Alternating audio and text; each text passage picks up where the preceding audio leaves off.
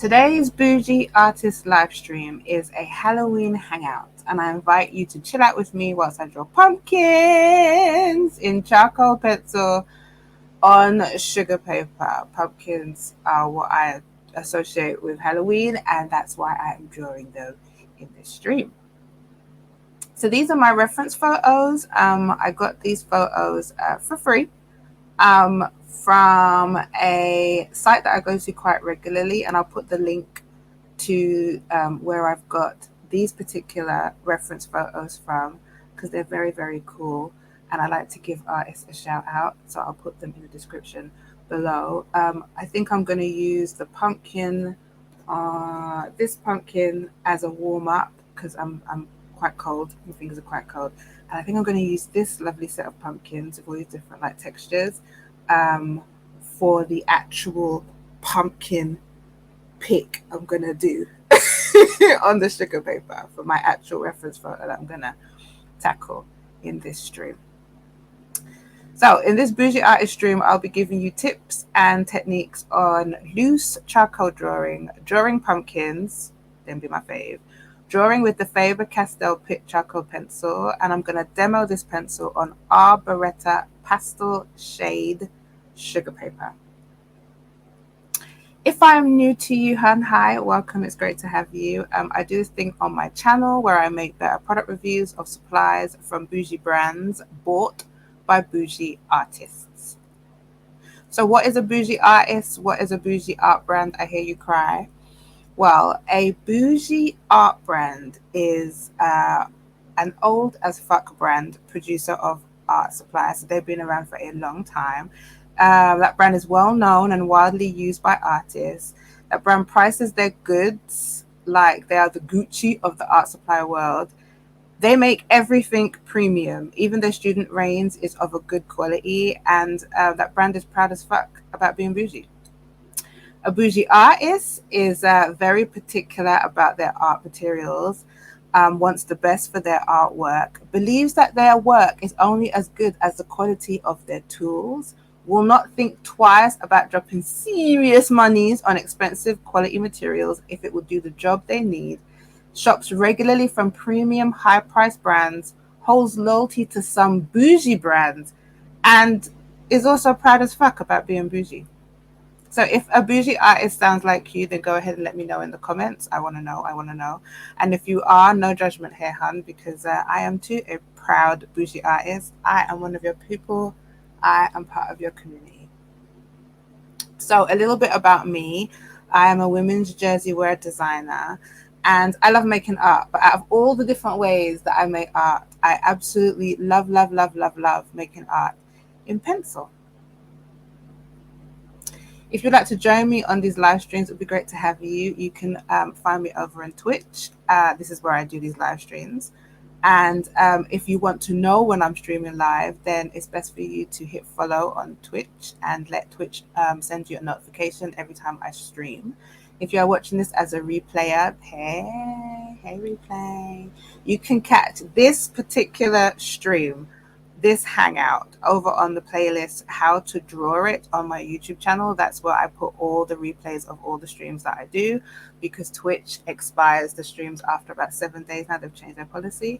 And you can find all bougie artist reviews over on the playlist The Bougie Artist, and you'll find links to Twitch and those replay streams on my YouTube channel. You'll find them in the description. This stream episode is sponsored by the Pencil Gradients Cheat Sheet. Knowing all the pencil gradients there are and the purpose of each one doesn't have to be hard anymore, hun. The Pencil Gradients Cheat Sheet is your ultimate resource for feeling clued up on all the gradients, which gradients are made in your preferred type of sketching pencil, which gradients you actually need for your artwork, and which gradients you need to buy to improve your art.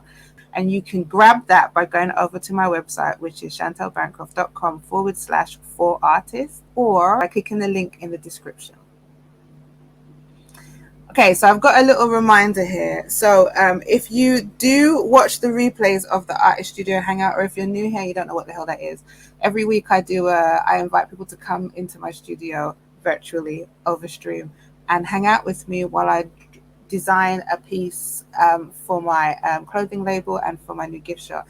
Now, this Wednesday is going to be a little bit different. I usually stream these every Wednesday from 3 p.m. But this Wednesday, something's come up and I have to attend something very important.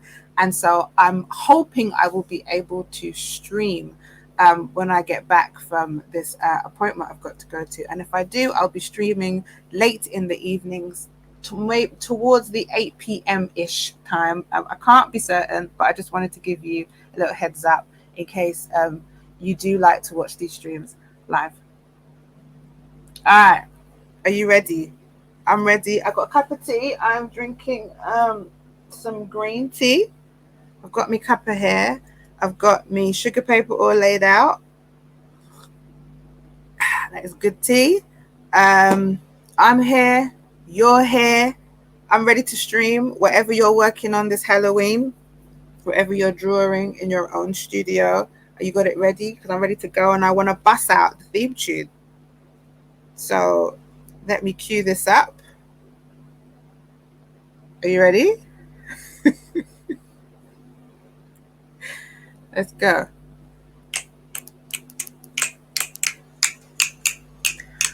4, 3, 2, 1. I'm an artist. Bougie.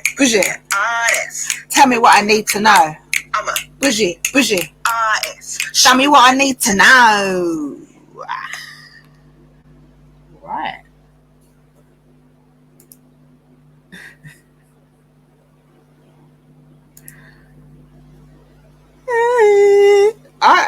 I made up that theme tune. Also, let me know your comments on that. Made that little ditty up myself. I'm gonna move my phone over here. Okay, so like I said at the top of the intro, maybe we'll just wire out the way. All right, my hands are cold. Oh, I should start off by saying this: Happy Halloween! Happy Halloween! Happy Halloween! I was wearing my cat ears today. I had to leave the studio for a little bit, and I was wearing my cat ears. Not my fancy ones with the black lace because one of the ears have come off and I need to sew it back on and I haven't done it yet. So I was wearing my plain cat ears today on top of my headscarf and people kept looking at my head and I didn't know why. And then when I got back, I realized this was why, because it's black, it's really hard to see against. I had on a black headscarf today, so it was really hard to see it against what I was wearing. So these two little ears were just sticking up from my head. I'm thinking I'm not really sure why people look at me strangely because if I don't wear these ears today, when would one wear cat ears? I mean, I am known to wear cat ears all year round when I can, but I just wish in the UK, Halloween was more kind of embraced. I really feel like if you want to get the best out of Halloween, you got to go to the US. I really do. But near the studio, over the weekend, people were just setting off fireworks, and I could hear people giggling outside. And I was like, oh, I want to go to a Halloween party. That's on my list of things to do. I want to go to a Halloween party and dress up as a sexy cat. That is my desire. So I'm gonna warm up. Before I tackle these pumpkins. I chose pumpkins, like I said, because I am here I am trying to do two things at the same time again. Here we go. I am a pumpkin lover. When I think of Halloween, I think of pumpkins. That's the first thing that comes into my mind. I think pumpkins. Brighten up the screen a little bit. And so I thought pumpkins are a great thing to draw today. This is the Pitt charcoal. Oh, here we go. This is the this way Faber Castell Pitt charcoal. A couple of artist studio streams back, I unboxed this on stream, and as you can see, I haven't used it yet. And so I'm like, well, let's do a stream, giving people a few tips and techniques on how to use this. So I have a piece of heavy sea white of Brighton paper that I'm going to do my warm-ups on. And this paper underneath here is the Arboretta sugar paper, which it's not the, I don't know if, I think it's my camera kind of saturates everything on screen, and you're not really getting to see how warm and delicious this color paper is. It's sort of like it's like a mix between like a pink and a brown. It's very, very nice. I wanted to use the paper underneath there's a nice kind of like lightly toned this color paper. This one here this one here, just one sticking out. However, on screen on stream I can see this just looks like white paper, and so I was like, well, it's sort of like it negates the whole purpose if I use paper that looks like white paper if I said I'm using pastel colored paper. So I've opted to use the brown because on stream it's the deepest saturation that I could use on stream. Otherwise it would just look like I've got white paper on stream. This is white paper though, and I'm gonna sharpen my pencil. Which end does one sharpen? I'm thinking this end. I will also put a link to all the materials that I use in this stream in the description. Oh, firstly, I just want to say this sharpens real nice. So I've not used a charcoal pencil before, but I have used charcoal quite a bit in the past. Hang on, this is a really good time for me to do a sound check, which I haven't done yet. Look at me bravely talking to you about all this, and I haven't done a sound check yet. Hold on, let me do a sound check. You might hear a little loop back.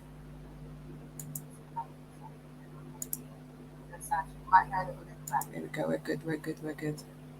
How do I get back to this screen though? Okay, here we go.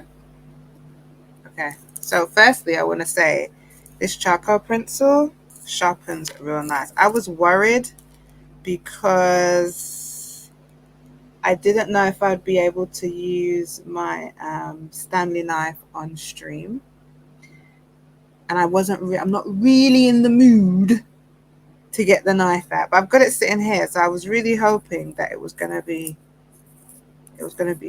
all right. And wait, I might have spoken a bit too soon. Hold on. Hang on. I might have spoken too soon. We have a blockage. We have a blockage. Do you see that? I'm gonna try this again. So I'm pushing quite hard in my pencil sharp now because I'm trying to get somewhat of a point. And no, this is not going to do it. I'm going to end up using all this pencil down without being able to. No, it's just crumbling. So let me get the. I did semi-plan for this Stanley knife. I did semi-plan for this. Get my tea out of the way. Oops.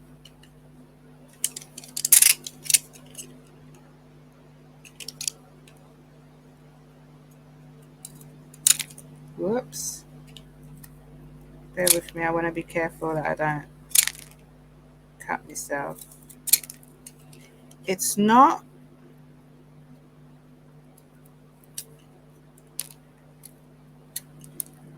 So problem number one that I'm having with this pencil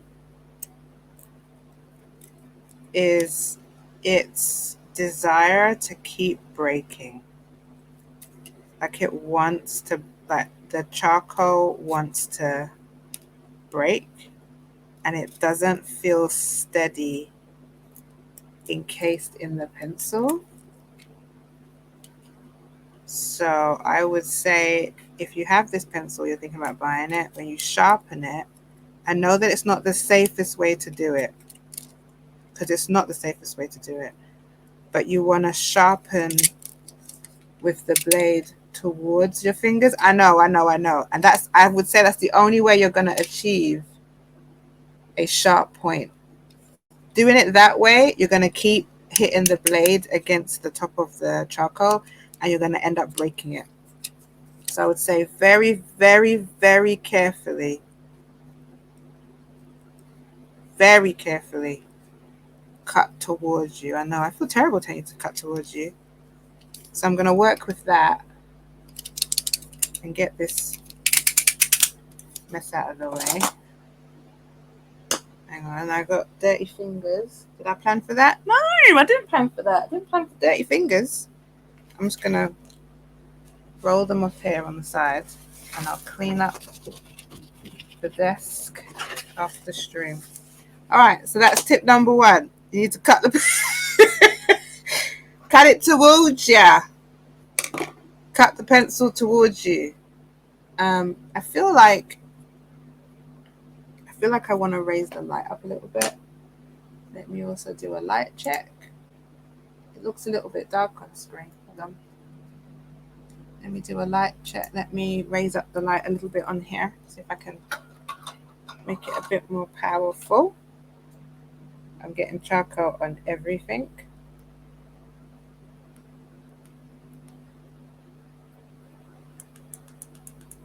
Hang on. We'll raise this up a little bit.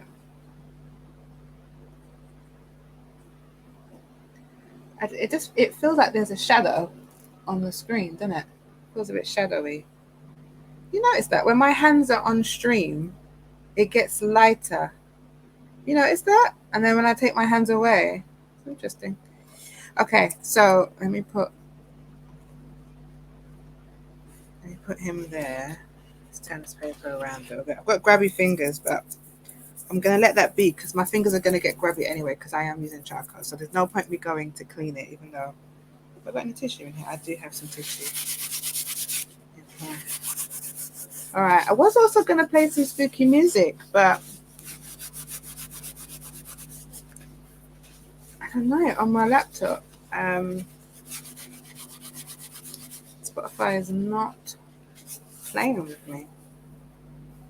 Okay, so let me share my screen with you because I want to show you what I'm thinking about doing as the warm-up. Get you a bit closer to the warm-up. Now, I do want to share my screen again. I want to be here. Okay. Share screen. There we go. Okay. So you see here. See this? This is what I want to use. Oh, and up here, this is the name of the artist who took the photo, Nikita Singal. But again, I'll put the link in the description below.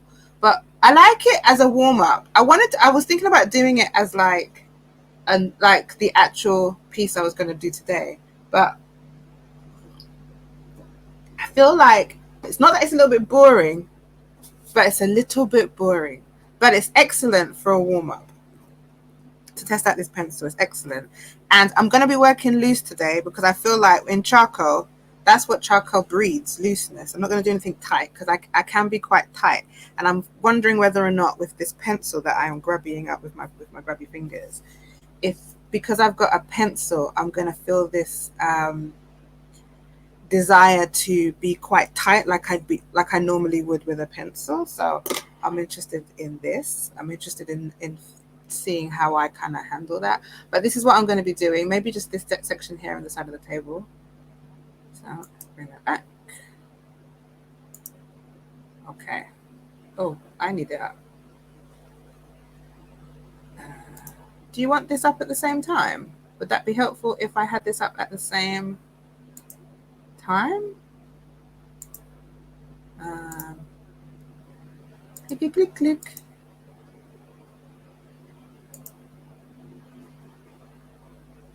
Would that be helpful if I did that at the same time?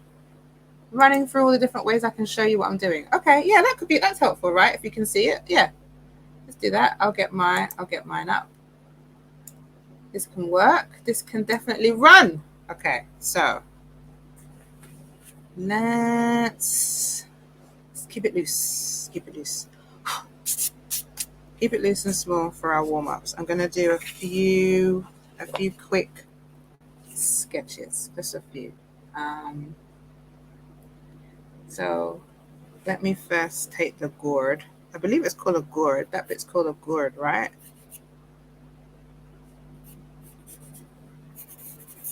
Oh, okay. Okay, I am very much like it. Oh, I am very much liking the fluidity of this pencil. Oh my goodness. I am liking the fluidity of this pencil. I'm liking this very much. So with a warm-up sketch, it's not about trying to get the thing to look like the thing you're drawing. This is really to get all the joints in your fingers going, warm everything up, get the synovial fluid flowing, get the wrists feeling loose, and to hopefully find a reference or something that mimics the movements that you're actually going to make when you're ready to attack your real piece. That's how I look for reference photos when I want to do warm up. When I want to warm up, I'm just like, oh, I need to find something that's like got curves. If I'm doing like, for example, if I'm drawing birds, which I was doing it a while ago. If I'm drawing birds, I'm like, let's find a wolf to draw, because a wolf has a lot of curves. Like, it's got a curve with the way the eyes curve, the bridge of the nose, the beak of the wolf. And so I'm like, oh, let's do that. So as you can see, like, it looks nothing like the actual um, pumpkin, but I'm not trying to make it look the same. I'm just trying to get my eyes perked up. You know what I'm saying? I'm trying to wake myself up a little bit. Wake all these fingers up. That's what I'm trying to do.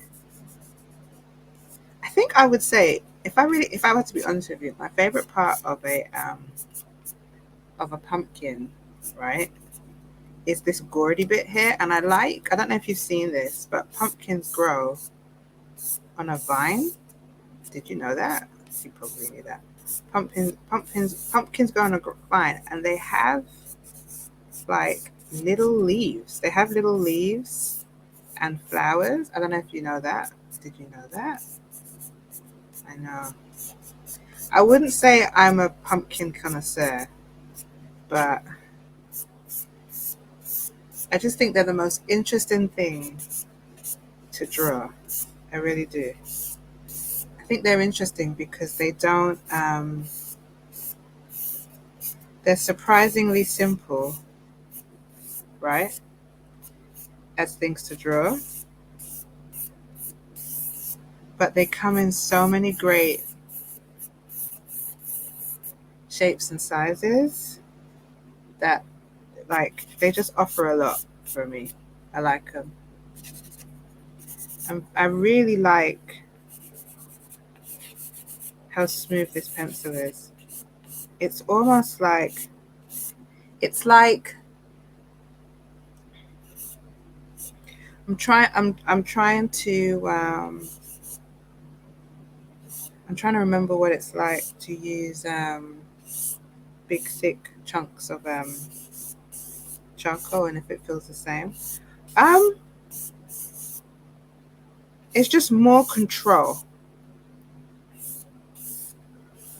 I tell you what though, there are people that only work in charcoal, and I'm just like, as a medium, it offers a lot of fun, but this couldn't be what I work in all the time. It just, I feel like there's definite limitations for me personally. Like, there's some definite limitations for me when it comes to charcoal. But yeah, I couldn't be like solidly Like how I'm like solidly mastering pencil. I couldn't solidly be trying to master charcoal. The reason why I bought this charcoal pencil, if you didn't watch the other stream, I do talk about it quite a bit. What stream was it? I don't remember. You got to go back. It was one of the streams when I'm doing where I'm designing a watership down print. I talked about needing this pencil, and I couldn't go forward with that print. Couldn't go forward with that work until I had the pencil. But I was talking about it, and I was saying that like you can't get darker than charcoal, which is why which is why I needed it, because I have some really dark areas in that textile print that I'm working on. I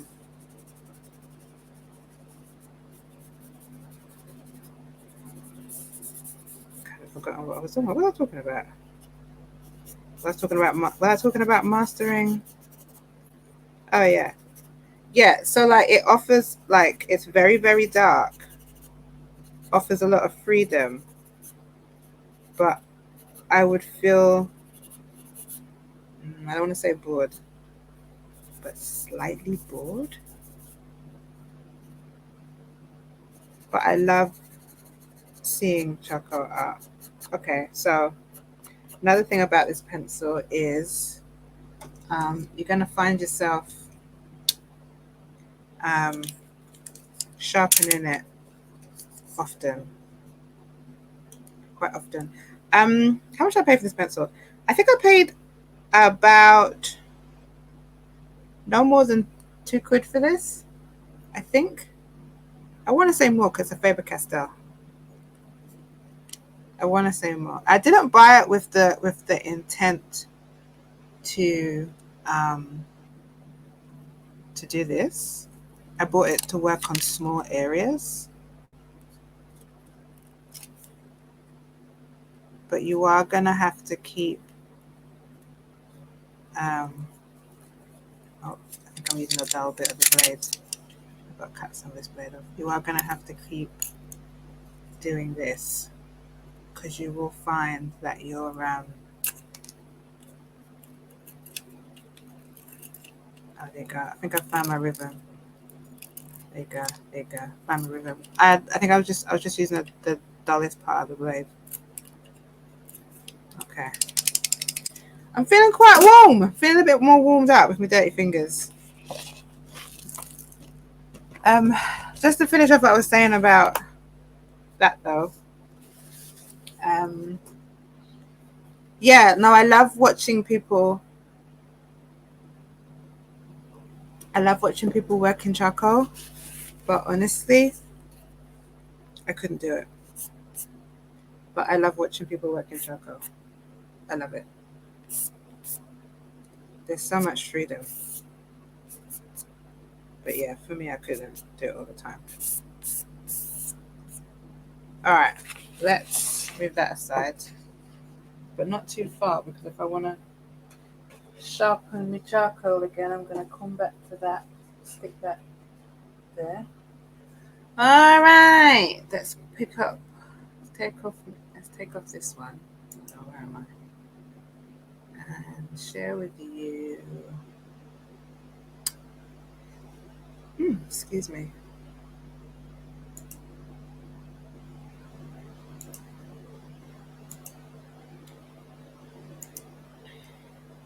Okay, so let me share this with you. I want to share this with you. You see all these lovely, like, different variations of this pumpkin. This is a close-up of one of the pumpkins in the other reference that I'm going to use. And I wanna get this kind of detail. I want to get some of these colors in, and that's why I'm using the toned paper, because I'm not really worried about. I'm not using color, but if I feel like I can't quite get everything out of this pumpkin, if I can't really pull the realism out of the pumpkin without using color, I do have pastels here that I will reach for if I feel I need to, but I'm really hoping that I can get a nice interpretation of the pumpkins without having to reach for the color, but I'm not afraid to, you know what I mean? So let me share my reference photo with you. I'm not sure how long I can leave the reference photo up on the screen because I have a very small screen and I'm running out of space. So let me show you my other one. Okay. So here, clickety click click click. So you hear these clicks? This is my new mouse because my somehow in the kerfuffle of last weekend when my laptop just went tits up, it disabled the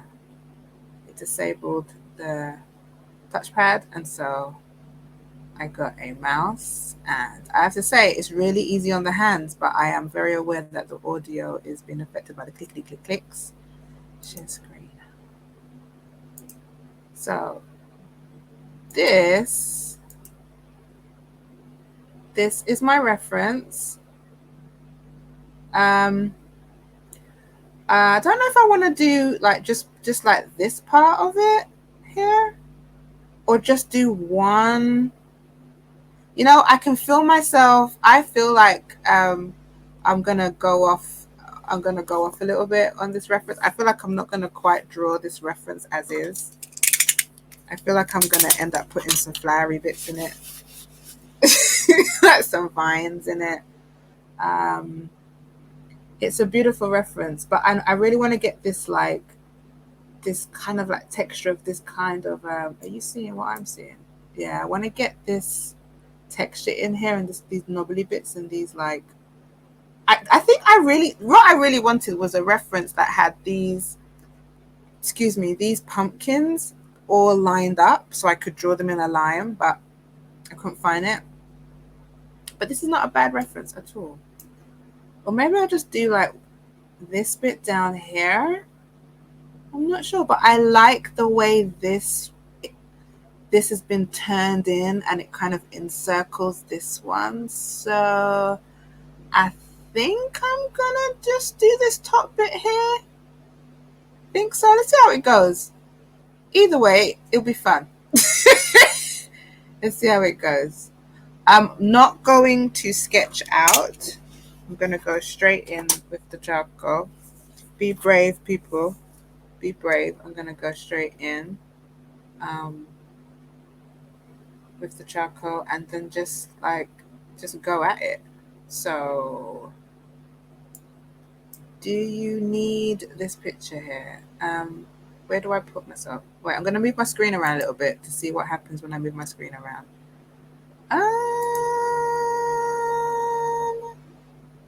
Don't know if I don't really want to make the reference bigger than I am.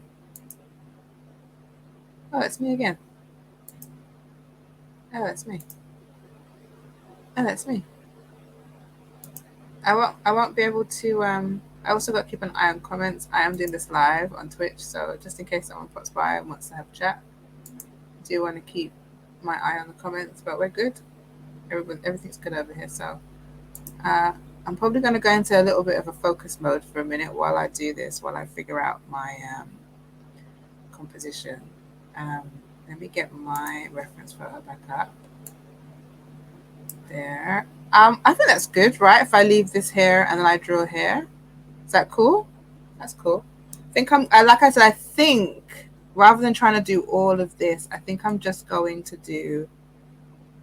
I love how that's turned in. That is special to me. But I also love this bit of green sticking out of there. We'll see. I'm gonna do, I think, this half here.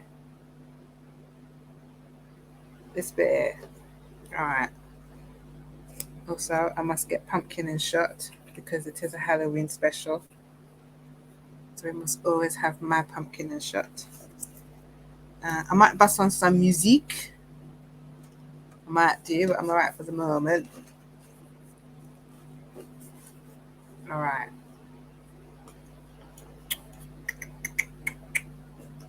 Let's make this bigger. How do I make mine bigger? Okay. So I can't see you right now, hoping everything's okay. So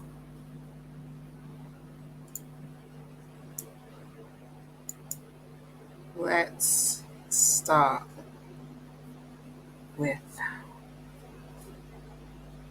let's start with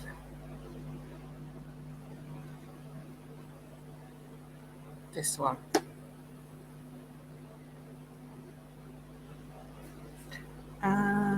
No, let's go. Let's go. Let's start with this one.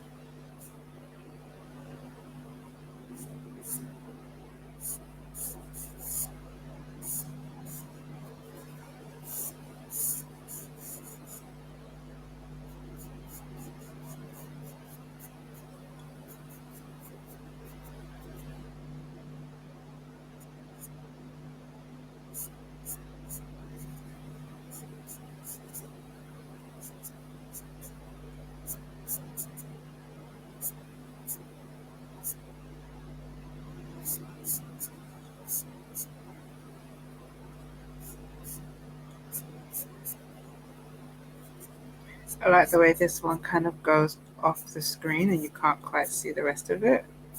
So you've got to use your imagination. I like that. And I will say on sugar paper, um, this moves really nicely on sugar paper.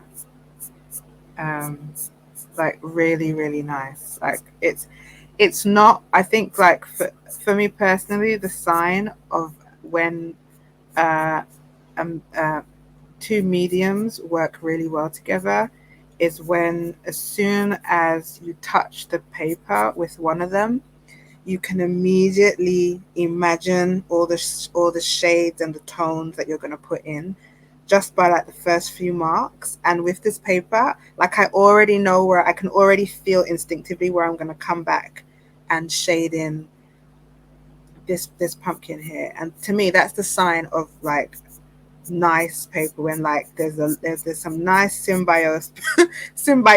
I know it's kind of a bit of a big word to use for what I'm doing, but it's like I can feel like this paper works well with charcoal. Like I know it does. I actually didn't tell you anything about this paper, did I? I didn't tell you about this paper at all. The Arboretta, um, the Arboretta. I've had this paper for donkey's years, and I was looking online to see if this is a popular paper because I don't remember where I bought this from. I might have been Double H Smith's, but I'm talking like 10, 12 years ago. I've had this paper for a really long time. And I was looking at the brand and they're still going. I didn't know. So it's 140 GSM and they come in, I think there's about four different colors. There's the, I'll show you actually. I'm talking to you about this, but I can show you. I can show you. Let me pull up the screen on the Arboretta paper. Let me pull up a little bit of info on here. So I was looking to see if they had their own website, but they don't. I'm gonna come back and share my screen with you. Give me a second.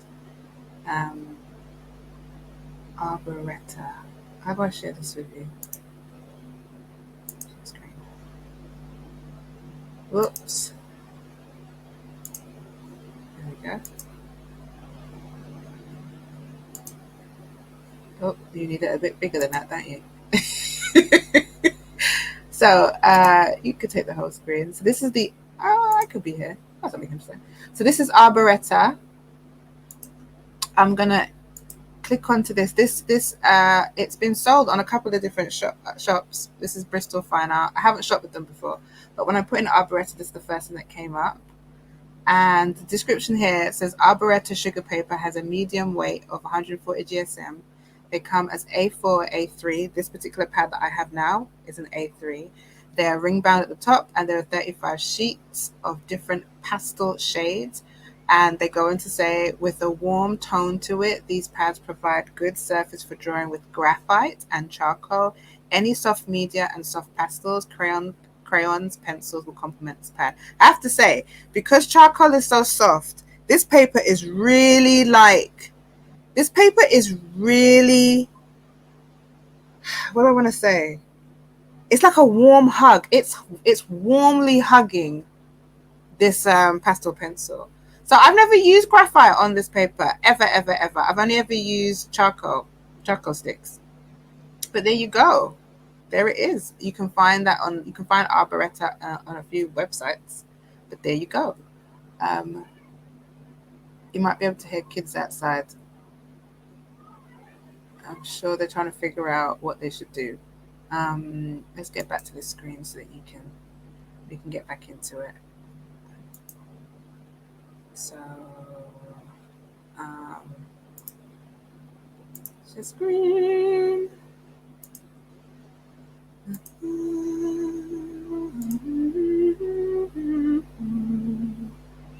This one, right? No, this one.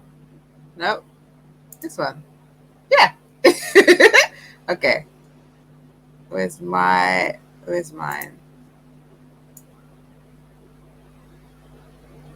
Okay.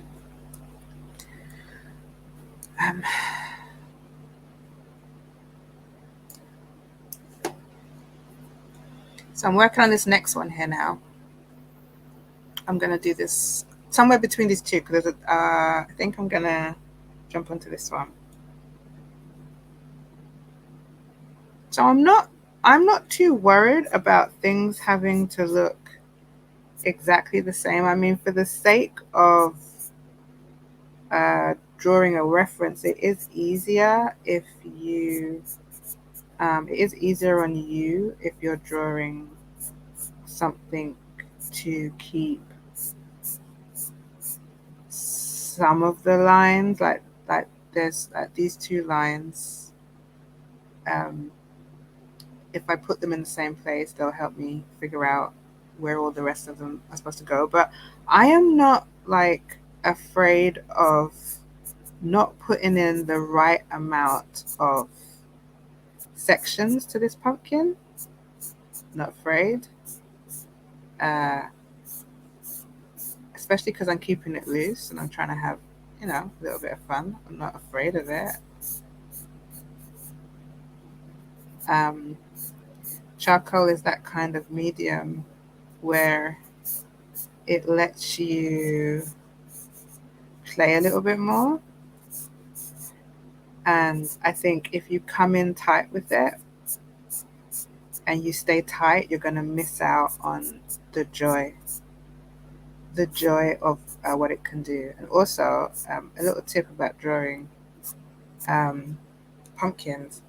So these lines look like they're diagonal lines, but in actuality, they shorten as they reach the middle where I'm going to call this the gourd. It's probably not called a gourd, but where it meets the gourd in the middle right here, the lines actually shorten so that the outside of the pumpkin appears to be wider than the inside, and it helps to give that kind of helps to make your pumpkin feel, when you're drawing it, that it's coming out, like it's coming out towards you. Even though this is a bird's eye view, those lines look like the pumpkin still has some dimension to it.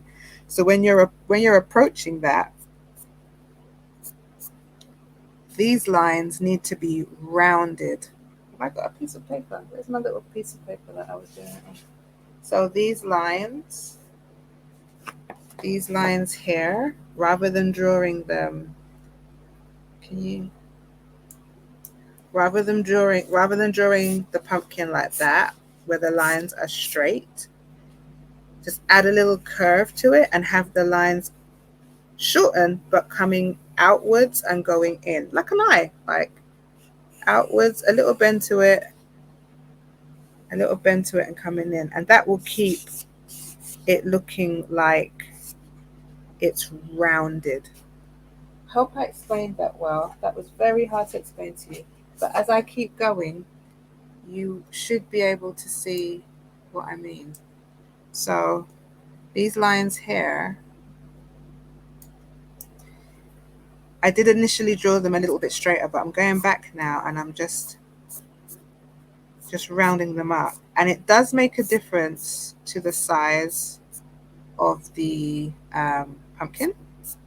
But again, like I said, it's okay. Like, it's okay. If you make semi light marks, because it's really difficult to make light marks, obviously, because you're using charcoal. But if you make semi light marks, you'll be okay. And also, what I do, and this is something that I have to always remind myself, is I know what to do, but I don't always execute it. So I know that when you're laying down your first initial marks, it should be light. No erasing, just light marks to help you work out your construction lines. And then anything that you're happy with, you then go over and you darken the line, and that's called a commitment line. So, but what I tend to do is I tend to freeze up. And if I don't have a good reference and I can't see what I'm drawing properly, I notice I do this when I go back, that there are lines that are so dark because I'm trying to figure out what I'm seeing and applying that to the image. And so I have to remind myself, okay, stay light. We're not committing to anything yet. It's cool. Stay light, stay light, stay light. We good. We good. Stay light, stay light. That is something I've told myself. I'm also going to put in this bad boy here, right here, because I just love the way he curves. I haven't put in this gorge yet, I know, and this line somewhere here. So I'm going to have him here. And there's this nice negative space here. I love this little bit of negative space and the way it goes in really, really thin. I love it. So I'm going to have it going on my reference. I don't know if you can see, it touches. They stay slightly kissed, but I really want to keep a little bit of space because I think that negative space is really special. And it's got a point here, and then it comes out a little bit like that, but definitely a point. Comes out like a light bulb and then comes back in. And then I've made it slightly bit bigger than you can see on there, but it's okay, you know, it's all right. I want to get this negative spacing because I like the way it almost touches, but it doesn't.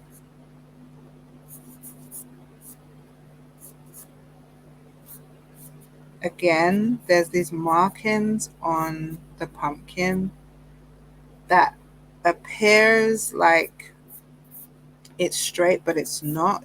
Everything on this pumpkin is rounded.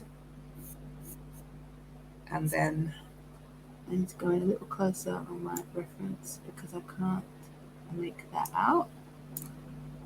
Okay. So are you seeing that? Oh, you see everything I do. Okay, so this bit here, I couldn't see it because the reference was too small. So I just made it a bit bigger. And I like these. I wish I knew the name of this one. I like these pumpkins, but I never see them to buy them. Because if I did see them to buy, I would just buy a few and then do some studies. Because I think they are very unique.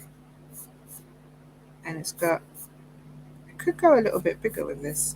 Could go a touch bigger. I might go a little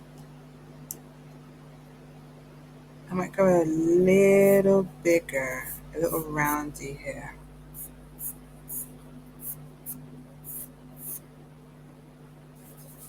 I might do.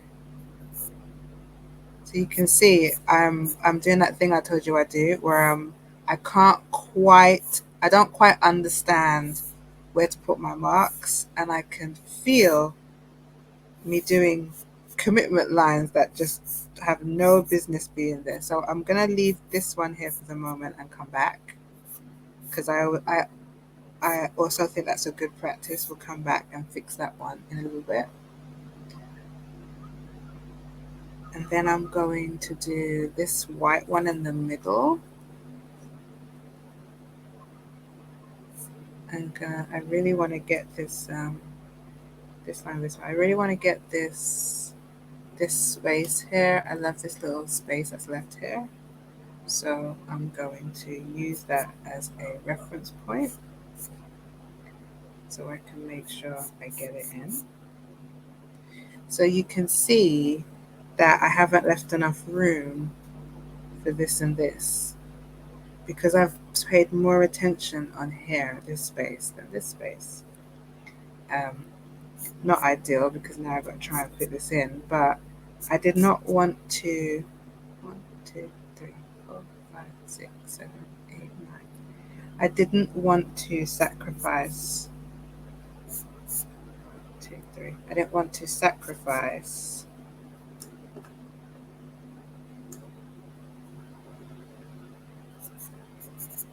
not getting it in. I didn't want to sacrifice this little negative space here. Again, I'm reminding myself to stay fluid, keep the lines bent. Don't worry too much about the proportions at this stage. Don't worry too much.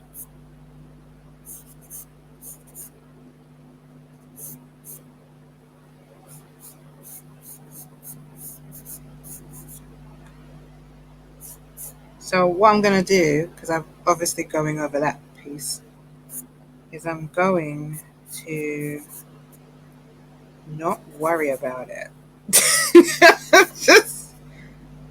I'm not gonna worry about it. I'm just gonna work over it, and I can always move it back. It's not a big deal. And I'm not gonna erase it either, because I do think it's good practice to not be jumping in with your eraser every time something goes wrong. There's a beautiful thing about when you're mastering your artwork, just making sure you can see what I'm doing. I feel like I've got to move this up a little bit. It's better, isn't it? When you're mastering how to draw, when you've decided that this is something you want to be serious about,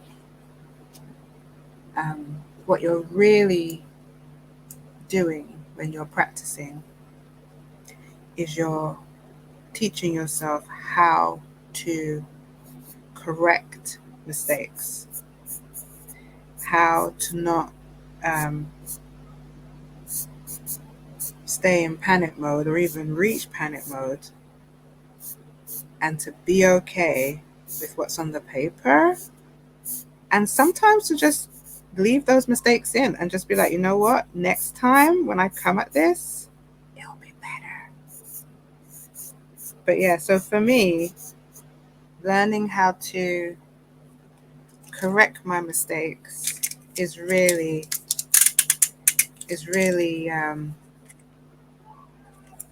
all right, dude. I'm getting very, very excited at that. It's learning how to get myself out of a sticky situation. So like earlier when I was trying to work on this bit, and I was saying to you, I don't quite understand what I'm looking at or how to execute it. So rather than persevere at it and have all these dark lines, I'm just gonna leave it and come back.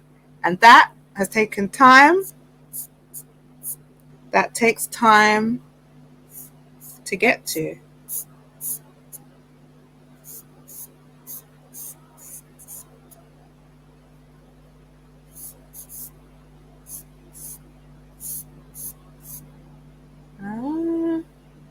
Boop, boop, boop, boop. Making that line too big.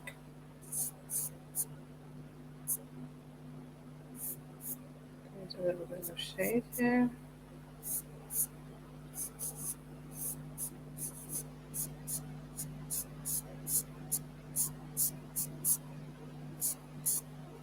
There you go. I can see it now. It's like, oh, it's definitely a pattern to this. Shorten my lines. Make sure the lines are shortened at the top so it looks like this thing is coming out. There's the gourd. Going a little bit closer. So there's the gourd, and the gourd is a weirdly shaped thing, but I know that with this charcoal, I can't be trying to do all the deets, just enough to be great. And then this gourd comes out just a little bit here. So I have this mishmash of things now. I have this dude here, I got this dude here. I love the way this is unfinished, but now, like, what do I do here? I have two options. I can erase it and move it back, or I can try and make it work. What I do want to do though is I want to see if wait, I bought an eraser pencil. I bought an eraser pencil that I haven't used yet. Oh shit! No, this is a white. This is a charcoal. Oh, I have a white. Oh, I have white charcoal. Frack! I forgot about that. I bought an eraser pencil, and this is new. This white charcoal. This white charcoal. I bought an eraser pencil, and apparently the this end is for graphite, and this end is for bloody ink. I didn't even know you could erase ink. So I don't know. Let me try a little bit with my grubby fingers. I don't really want to grab this up because it's such a pretty, it's a pretty pale color. Let me see if this will pick this up. Wow, yes, it is picking up graphite. Wow, that is very impressive. Let me see if my rubber can do a good job too. The rubber is quicker, so I'm going to use that. I don't really want to rub out. Not really, because I like the looseness of it. And you see how it's making the paper all grubby? Don't really want to rub out, because now I have to rub all that out. And I'm like, you know what? I want to make it work. I'm going to do a little bit of artistic license, and I'm going to make it work. Don't really want to... Oh, I've got two pencils here. I don't really want to... I don't want to mess about with that. So I've got a blunt end now. I sharpened it to a blunt end. You can see that, right? It's blunt. So hopefully I can get some nice movement with that. So this gourd actually goes right underneath here, but I don't know if I want it to I like the space, so I'm gonna take a little bit of artistic license and I'm gonna move it. And I'm gonna move it. It's going like that. It's going round and up. So I'm just gonna move this up a little bit. That's what I'm gonna do. Same thing. I'm just gonna shorten it here, which is a little bit difficult to do because I hate when I'm using a reference. I don't like to make things up because I realize I stumble, but I prefer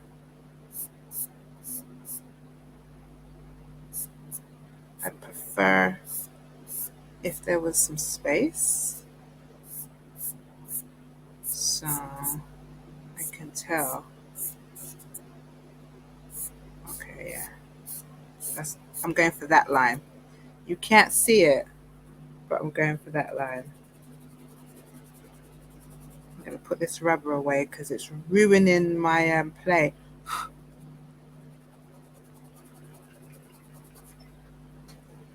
It's ruining my play. But this is the line that I want.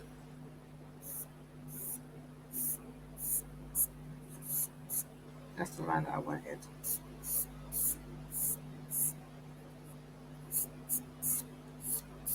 Okay, so I'm ready to go in with the fingers.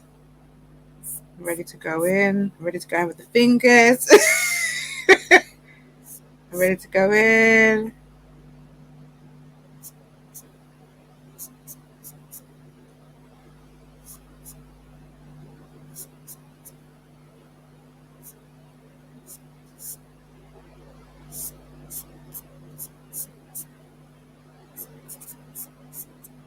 Ready. Let me go in. I'm ready. This one also has a little bit of gourd, but because it's going off the screen, I don't want to spend too much time on it.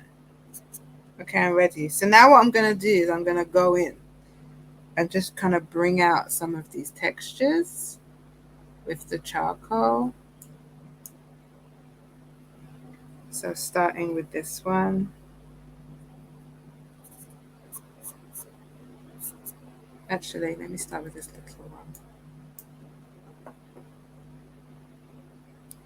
Start with this little one.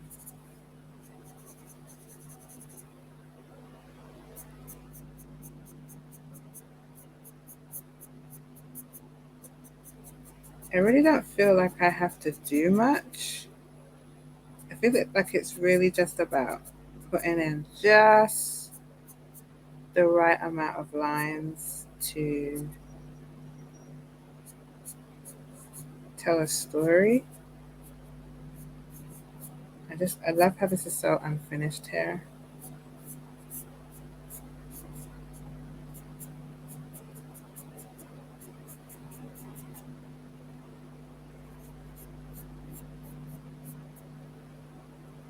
And that's enough for that one. That's enough. Same with this one. There is a slight shadow here, which I'll go in. I'm just gonna, I'll mark out the shadow and come back in and put that in at the end, but I'll just mark it out. I'll probably come in with one of my, maybe I'll use one of my blenders. Oh shit. One of my blenders, like with my cotton bud and my homemade blender. I'll blend that in a little bit. But yeah, and I think I'd say like when you're using colored paper, like you've got to remember what the purpose was for you using the paper in the first place. So for me, colored paper is there to add color so that I don't have to. It implies that this thing that I'm drawing does have some depth of color, but I'm asking the paper to be the color. So I have to make room for that to happen. So it's not about putting a ton of detail in, you know what I'm saying? These lines are also fatter at the base and they get thinner as they go in. That's a little too. See if my man would help. Yeah, this sharpener is nice, man. Sharpener. Sorry, this eraser is very nice. I'm looking forward to trying it out on graphite. So the pumpkin has these lines, and the lines are fatter at the base and more pronounced. They actually are the recognizable characteristics of the shape.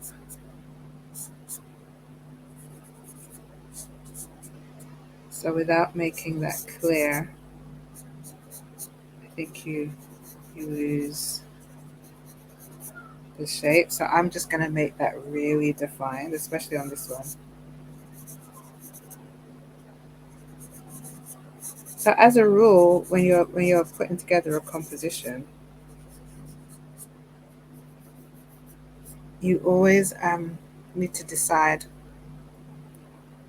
what's going to be the focus, where's the focal point of your piece, and you make that focal point is either bigger or more detailed and always tends to be positioned in the middle. Now, as you can see here, I technically don't have a middle because I have decided not to draw. Oops. There on the reference, you can see it's cut off. There is no middle.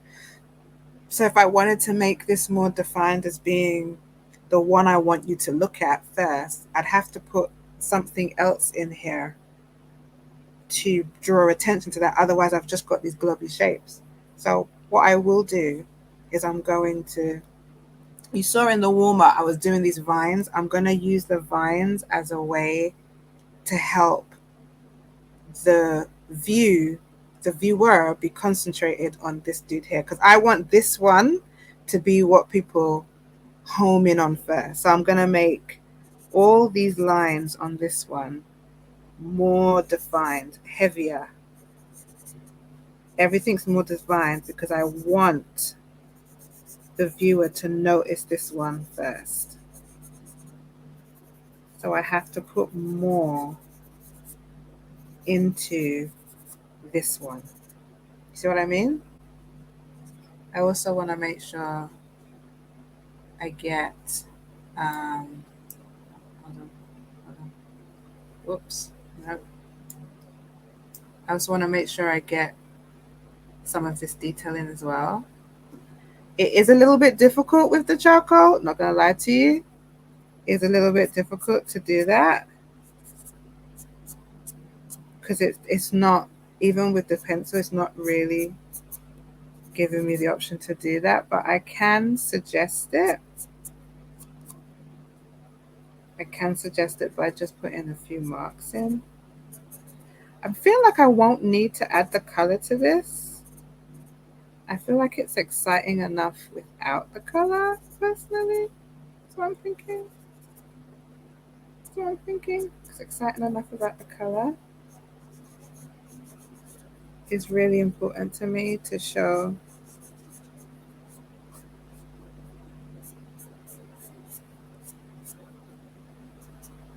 that's the gourd. I'm working past that. It's important for me to show the 3D-ness. All my technical note. Sometimes my brain just doesn't allow me to be great to remember what I'm trying to say. And so it just finds different ways of saying things, but that in itself don't make any sense. So 3D-ness, that doesn't make any sense.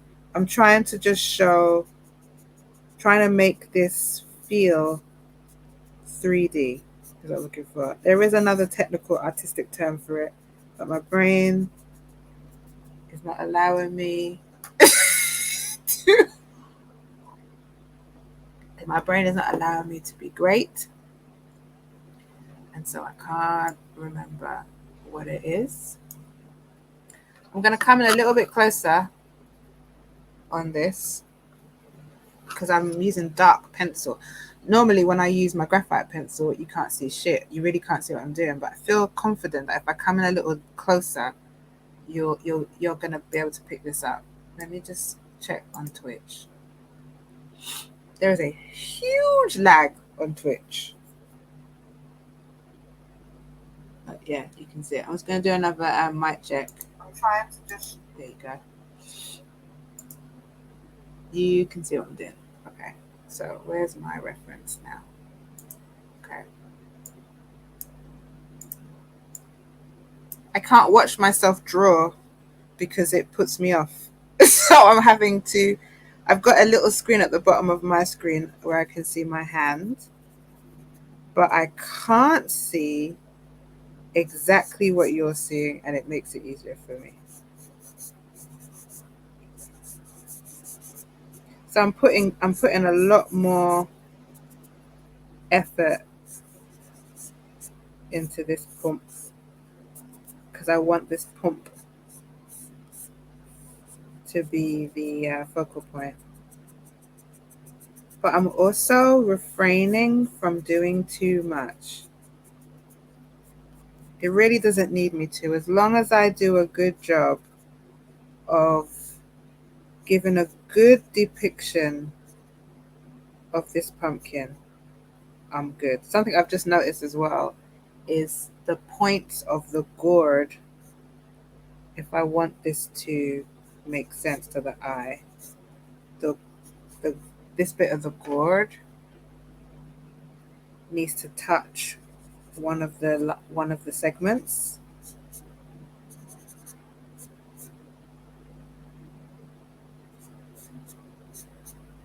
and that is how you make the gourd look like it's really a gourd. So I've got to figure out how I'm gonna show this against that, but I don't have to worry about that for the moment. But yeah, I'm pretty happy with this. I don't really feel like I need to work on this anymore. Really and truly. I'll come back with some white pencil. But I really like this. I think I've done enough to show the shape of it and that it does have depth. I think I've shown the segments and you can feel the roundness of that. Okay, so next thing I'm going to do is I'm going to do the same for this dude, but again, I'm just going to do enough so that you can get that feeling, but I'm not going to be as heavy-handed as I was with this dude. Like I said, it's here to complement now. And remember I told you there was a shadow, and I'm torn as to whether or not I want to show this shadow because I'm not really looking to do a realistic still life piece. This is opting for more of a somewhere between a textile print and like a pattern print and a still life. But did you see what I did with this? This is one of my blenders. This is a cotton bud, or as the Americans say, what do the Americans call cotton buds? Tell me in the comments what Americans call cotton buds. I can't for the life of me remember. What do they freaking call them? I can't remember. But it's given me this lovely new playful tone. I'm gonna lift up this because it might be different too. Can you see that? Right here where I've used the cotton bud, I've now got this new I've now got the option to shade in with this cotton bud, and so I'm wondering if I want to leave it to show shadow, if I want to just, I don't know, I'm excited. I don't know. I feel like this is a nice way to color this one in. I don't know. Oh, I'm excited. All right, I'll come back. Let me tackle this little one down here. I'm excited because I was just like, I used it and I thought it would blend it, but I didn't think it would give me this new rich tone to the charcoal. So definitely, I would definitely say charcoal pencil, Pitt charcoal pencil, and a cotton bud as a blender work really well. You get another tone that you can kind of work with and play around with, which is very nice. Another value, that's the word I'm looking for. You see, my brain just switched off there and then just switched back on. Gives you another value. So I'm now working on this little dude here. And this dude has more sections than any of the others. But again, I'm not worried about putting it all in, but I have to put enough in so it makes sense. And it is a kind of a perfect circle, so I'm kind of muffing it out. And I started way down on the paper and I should have started further up. I tend to do that as well. I will start a piece way out, too far from the paper. I do that a lot, which is why I now I'll usually use a ruler and I'll cut my paper down and I'll also put a frame around what I'm doing so that I don't make that mistake often. So this is giving me trouble So what I'm going to do is I'm going to match the good to the good. It's not looking rounded, and I'm aware of that. And I'm losing pencil a little bit. So I'm gonna, to correct that, I'm gonna match every segment with the segment across from it, and that should hopefully give me a more rounded circle, because I'm matching the segments up. So this one with this one, this one with this one, this segment with this segment would be here. So I'm gonna just make this one work, because I'm aware that I've spent so much time with this one that I've run the risk of messing this one up. So this one isn't so defined because there isn't any there's no color in this one. It's perfectly white. So let me try this white charcoal pencil that I've got. I've got this white charcoal pencil, and do you know sometimes when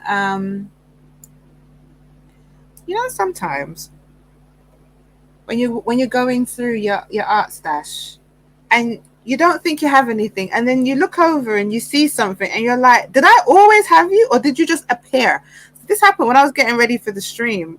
I looked into my little bucket where I keep my paint watercolor brushes, and I saw this and I was like, oh, I've got a white pencil, cool. And I looked closer and it's I pronounce this as Caran de Ash. I could pronounce that wrong. And I had no idea I had a pencil from this company. I only learned about this company about a week ago, and I'm just like, I have their pencil. I don't remember buying this. I don't know where I got it from. I'm not mad at it, but I don't know where I got it from. But that's what. Let me know if that happens. If things just appear in your studio and you have no idea where you got them. Where did I put the pencil sharpener? Where did I put the pencil sharpener? Okay. This happens a lot also. Oh, I found it. I found the pencil sharpener. So let's sharpen this up and see what I go on for this one.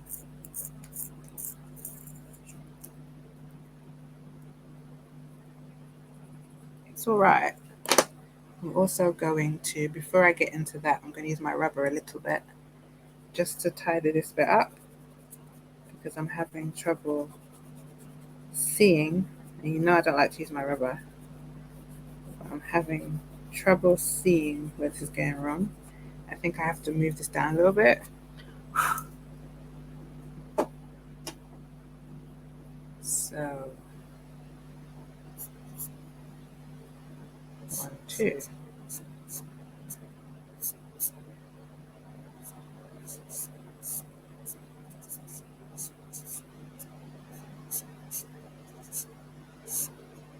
I'm out with. I told you how to do this, innit? And I forgot. Bend. Okay. Another thing that I've noticed is sometimes, and mostly all the time, there is going to be a piece of my work that just isn't great. And I've come to terms with that, and I'm okay with it. Every time I do a piece, there is definitely some part of it that isn't as, I don't use the same perfect, but isn't as elite as the rest of it. And I've come to terms with the fact that I don't need to make everything I do perfect. Something will look very human on the page. And I've decided it's going to be this dude, because for some reason my brain can't process how many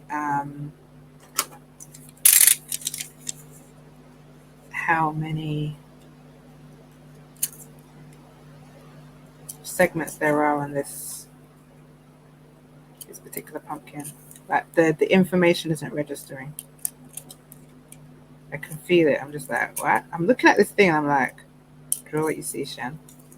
But it's not registering. So I'm not gonna do it.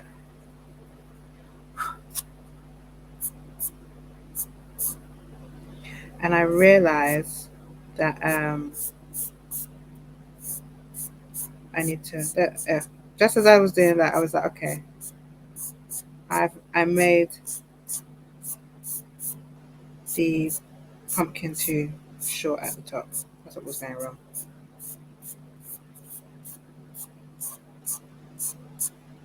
So I needed to go back to basics. Go back to the foundation. Go back to what you've been taught. Start again, which I did, and it's better now.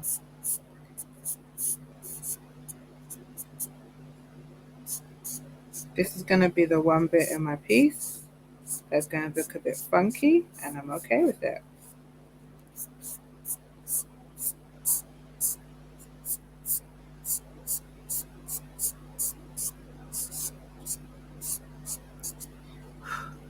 You see what I did there? Did you see me try and put a commitment line in? Did you see it? Try to put a commitment line in. Try to do it. Because I felt a bit lost. So this is not going to be perfect. This one is going to be a bit oblongy. And I'm okay with that. I'm not going to try and save it. It's just going to be the way it is. It's going to be the way it is. But I think I might make this one white. So my last one that I'm going to come back to is this one. I don't want it touching. I do want it round.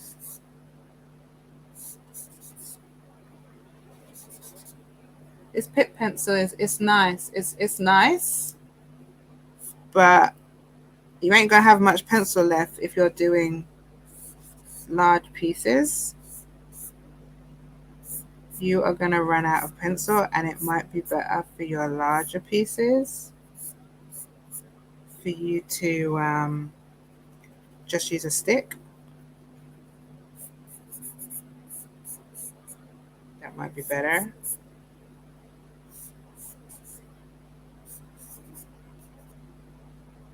This line goes up here, and it changes here, and it goes round, it comes out, and then it goes up. So because I've moved it slightly, I now have to make this piece a bit bigger and alter it from what it actually looks like so that it makes sense. So I know it doesn't quite look like what it does on screen. I'm aware of that, but again, I'm okay. I'm trying to stay loose. I will get it.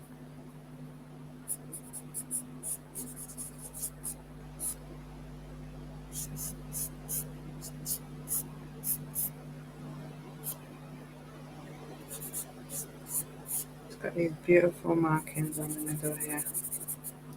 I don't know whether or not to make the markings dark, where to use the charcoal to emphasize the green or the yellow. I haven't decided yet. Don't know. But I'm kind of happy with that shaping. Okay, so I think what I'm going to do is use my blending tool for this dude here.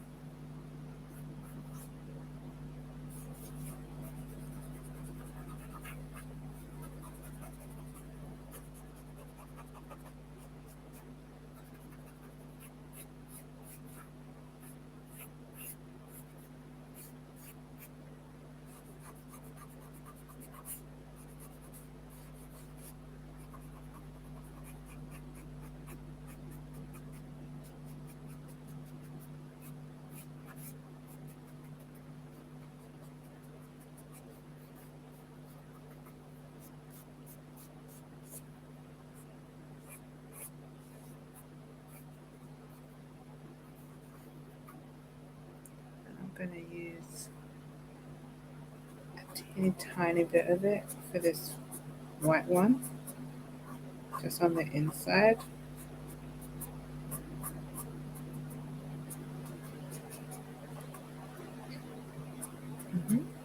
Just like that.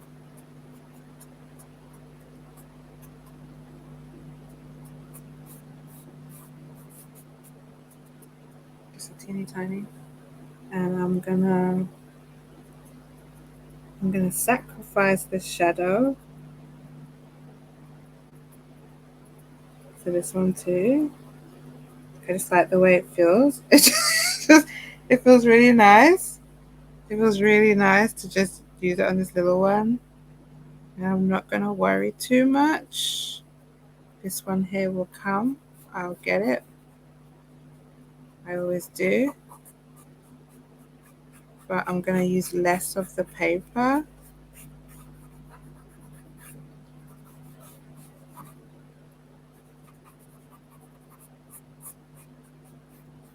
Probably should have left it how it was, having it underneath the gourd, because I think it made more sense when it was underneath here.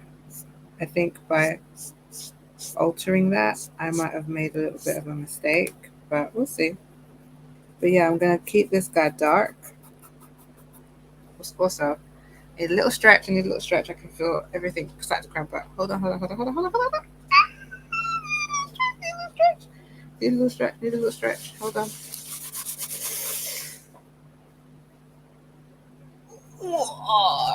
Oh, you know when your bum, when your bum says, "Yo, can you like get up?" and you're like, 5 more minutes, and then your bum's like, "Nah. Can you get up now?"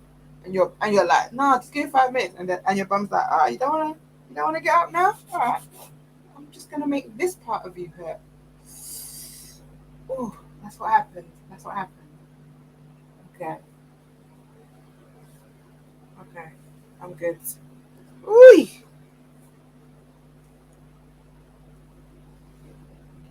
Oh, try not to touch anything because my hands are so grubby. I don't want anything going on my cushions. So grubby. Okay. All right. Let's have some fun. What we'll be doing? So I'm going to make this dude dark. I'm going to get rid of all this color here. He's going to be dark and weird looking.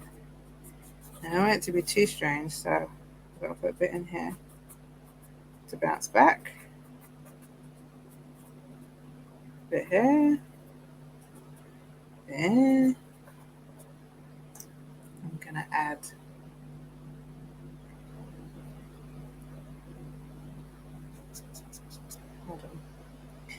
there is more shadow here in between the light ones. There's no color, but there is shadow. So I want to get that in.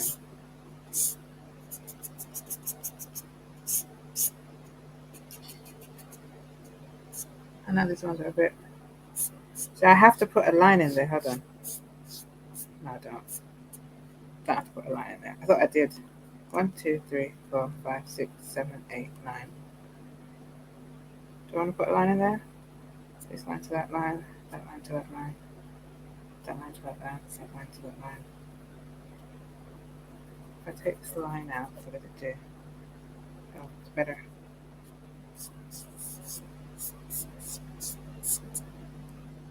Okay, it's better. So some of my segments are not going to be not going to make sense. Like they're not going to be proportioned.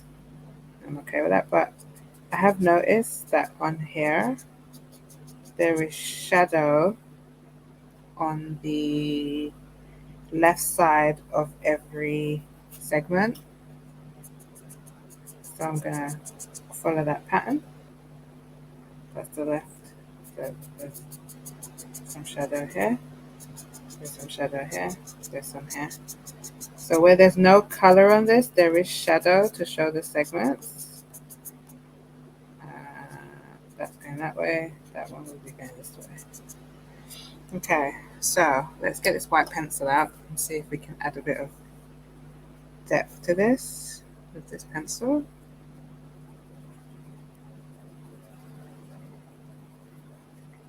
I don't really want to do much with it. that's nice.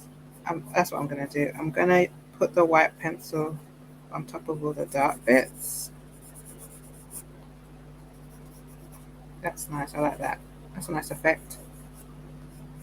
It's nice on top of the charcoal.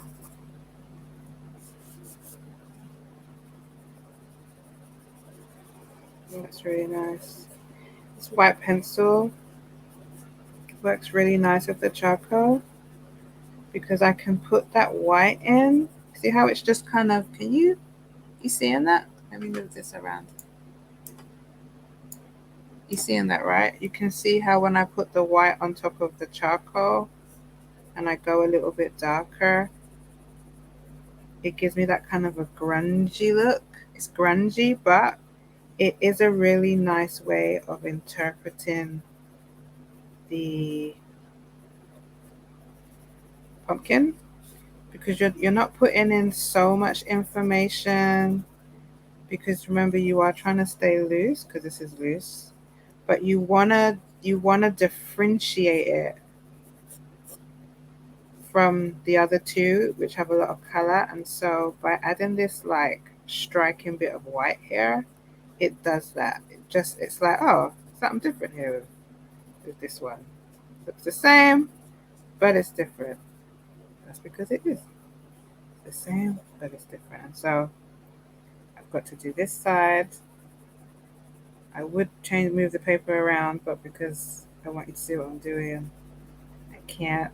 So I'm going to do my best to shade it upside down. I like the way this is looking very much.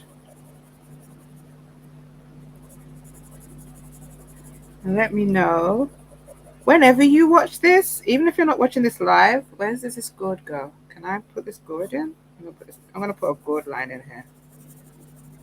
Whenever you're watching this this stream, even if you're not watching live, I do always look at the comments. So please go ahead and leave comments afterwards. I will look. You can leave comments by watching the replay on YouTube. So I feel like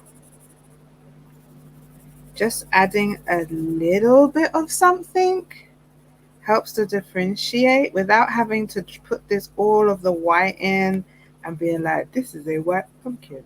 That is enough information to show that there is a difference between the two. You see what I'm saying? That's enough. I mean, really, if I want to, I'm going to take this line all the way to the middle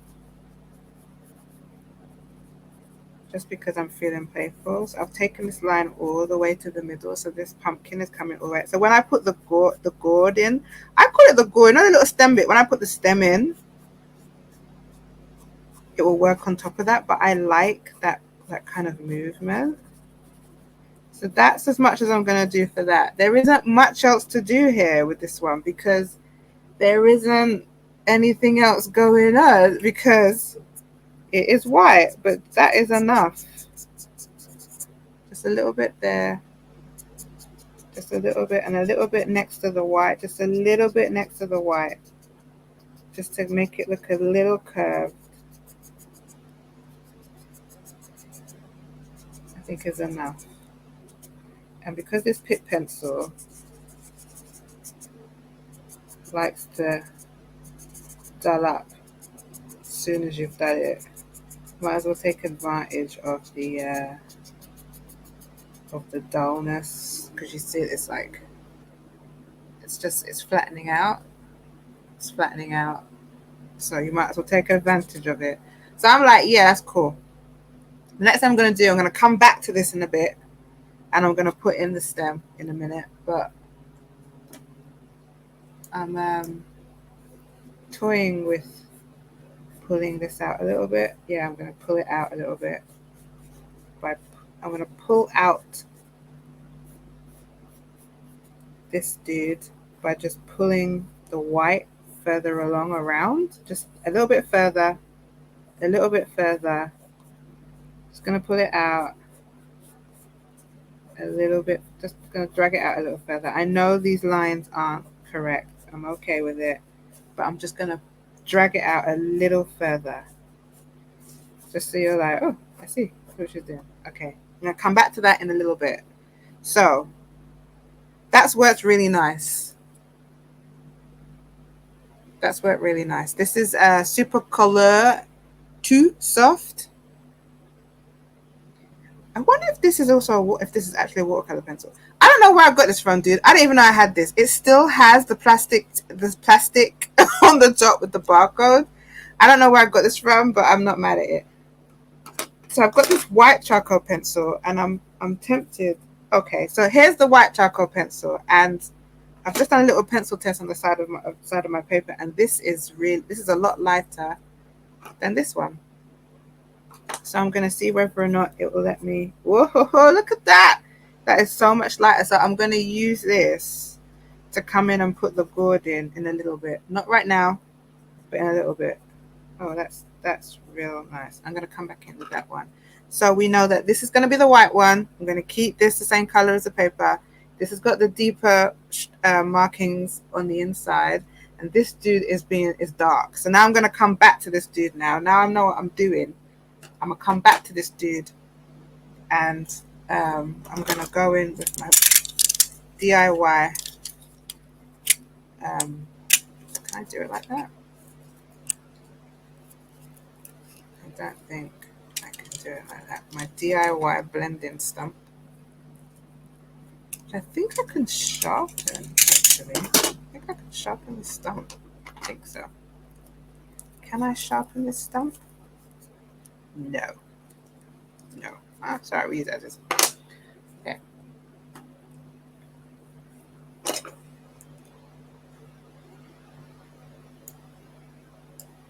So,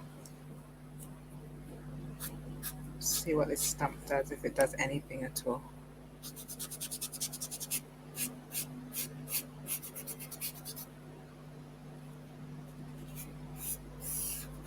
Okay, this stump is doing nothing. So, no stump. Let's go back with the with this dude. Let me come in a little bit. So this is what's stumping me. How long to make this line? Might do it in white so I can see. Like, how long do I make this line so it makes sense?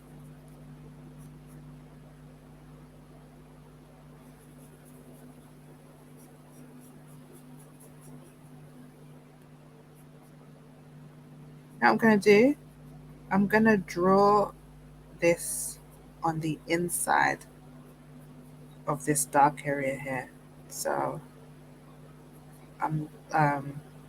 this is a technique that you usually see. Gosh, how can I explain this to you? Sometimes you see painters sometimes will put a splash of color over the top of paper, and then they'll take like an ink pen, like a fine liner, or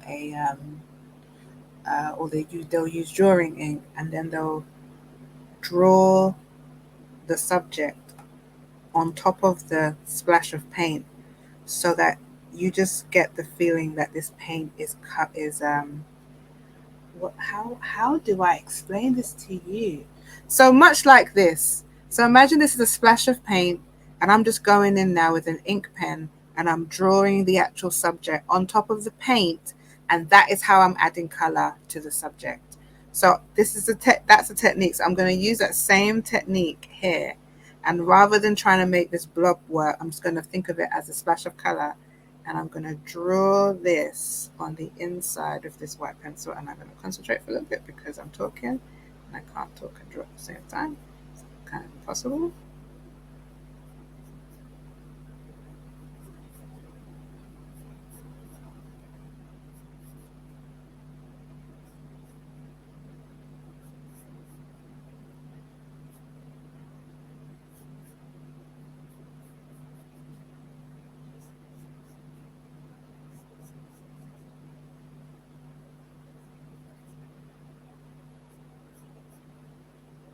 I'm going to let it sit underneath this one. I did want space, but I'm gonna let it sit underneath it because I think it's just what I'm trying to make it do. It just isn't working right now. So I said, don't force it if it don't want to be forced. Yeah, don't force a piece into being whatever you need it to be. Especially if you're drawing. If you draw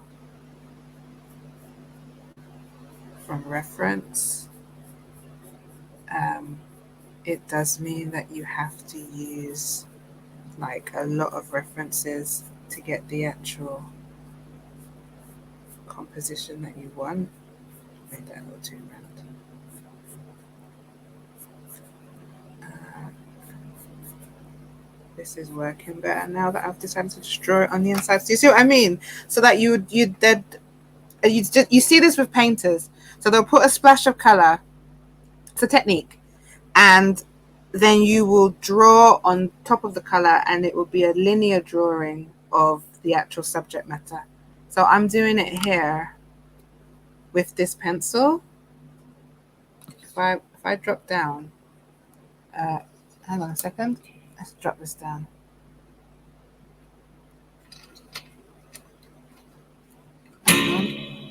Boing. Let me see whether or not you're getting that over on here. It's a bit of a lag. Hold on. Let me see. I don't want it to be so. It's kind of blurry what you're seeing, but it's easy. Give me a second. Hold on. I'm just waiting for the lag. You know what? I'll keep going and then I'll come back and check to see if the lag is there. Where am I? I'm here. Okay, so I lost my reference photo now. Here we go. So yeah, so what this is doing, even though I said I wanted to stay loose, for some reason my brain cannot figure out this shape, and a lot of that is because I'm on stream. So I'm like, you know what, Shan? Just draw it. So I am trying to draw what I see, and it's actually a lot easier doing it this way.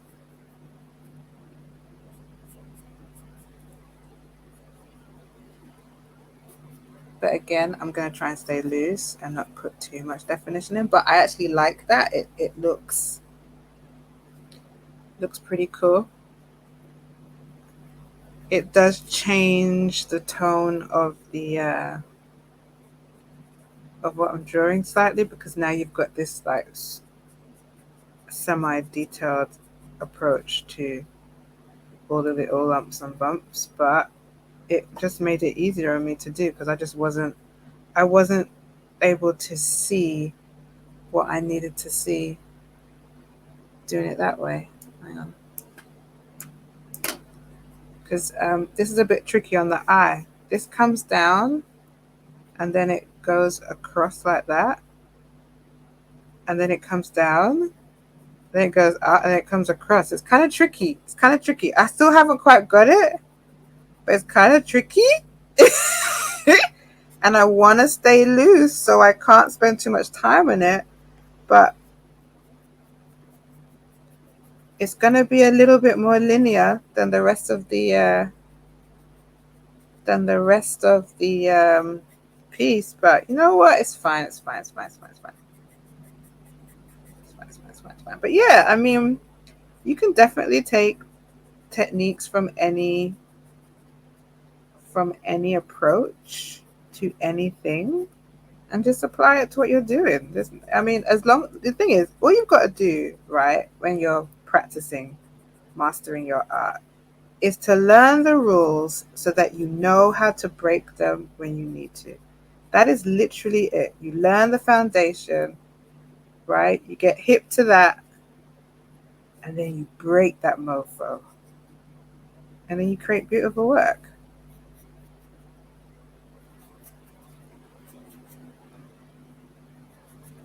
So I've Again, added a little bit of artistic license because there is so many knobbly bits in this. I would need to not be on stream to draw. I would need to not be on stream to draw this. But I'm going to be happy with this because it's pretty much what I'm trying to say. So I'm going to use the white pencil to, I don't know if I use the white pencil to emphasize the dark bits or use the white pencil to emphasize the light bits. Good question. Don't know yet. We might have to come back to this one. I'm just really glad I got this shape.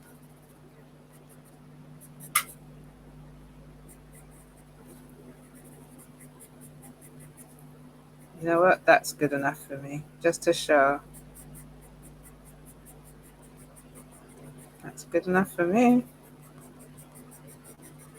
That is, it's good enough for me. Honestly, it's good enough for me. Okay, so I'm going to come back to that in a wee bit. But I've got this gourd shape now, which is making me feel a little bit better. Okay, so I'm going to come back to that in a little bit. I'm now going to move over to this. And because this is my focal point, I want to add more definition on this stem that you can't see very well. I would love to have a sharpened charcoal stick, but I feel like the charcoal stick is not going to give me the sharp. I'm just going to sharpen this here. Ooh.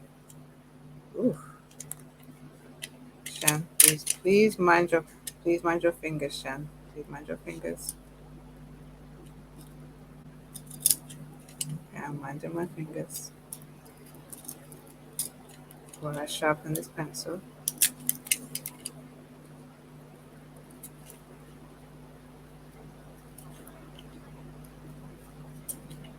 I'm trying to avoid busting out the graphite pencils, which would make life so much easier. But I'm trying to avoid it because I want to see how far I can go with this. So I'm trying to avoid it, but it would be easier because it would be less messy.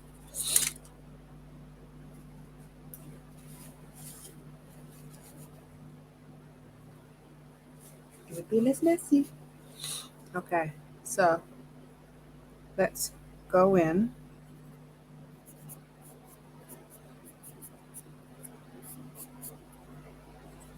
Show this a little bit. Take this line round. I'm going to go in kind of dark with this. Just a little bit. Again, I can't get a whole heap of definition because the pencil won't let me do it.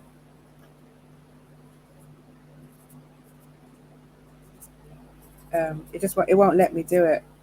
It won't let me do it. I'm sure if I because this is a very soft pencil. I bought the softest pencil because I wanted the darkest to finish off Watership down. So I know that the harder I press on this pencil, the more it's gonna break. So I feel like I have to just be okay with what I can get and be happy with that and don't worry about it too much. So I'm so tempted to go in with pencil, and I might go in with some pencil. What am I looking for? I might go in with a little bit of. Oh, wait. Where's me didgeridoo? Where's me didgeridoo? Here you go, look. Let's go in with this.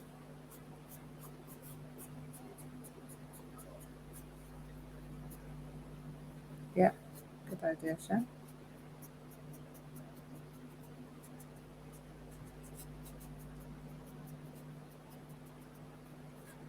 You're definitely getting a nice soft pencil with this Pitt.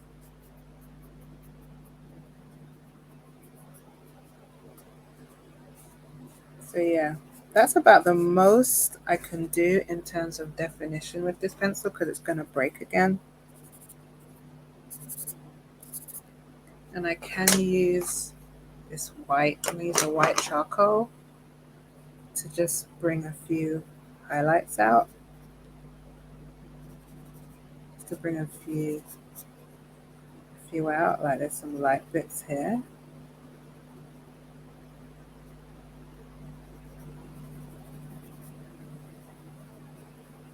Just going to use it to do that really. A few light bits here.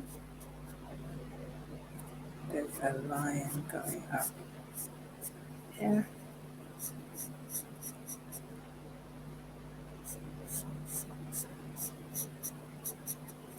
I don't want to be too obvious with this, but there's no other way of bringing out this board without either coloring it in white or not doing anything at all. So I'm gonna forfeit. Wait, let's bust out some pencil. Wait, let me bust out a pencil and just see. Let me just see. Let me just see. Hang on. I'm really curious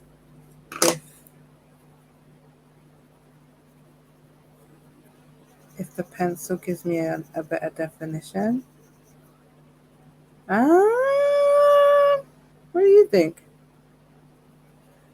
I like how it adds almost like a third dimension to this. Like, I like how it adds, like, ooh, adds a bit of ooh. God. How you really feel like you could pick this up. That's it. It feels like you could really pick this up now because the pencil has given a third edge to it. But I don't want to go too far away from, the charcoal.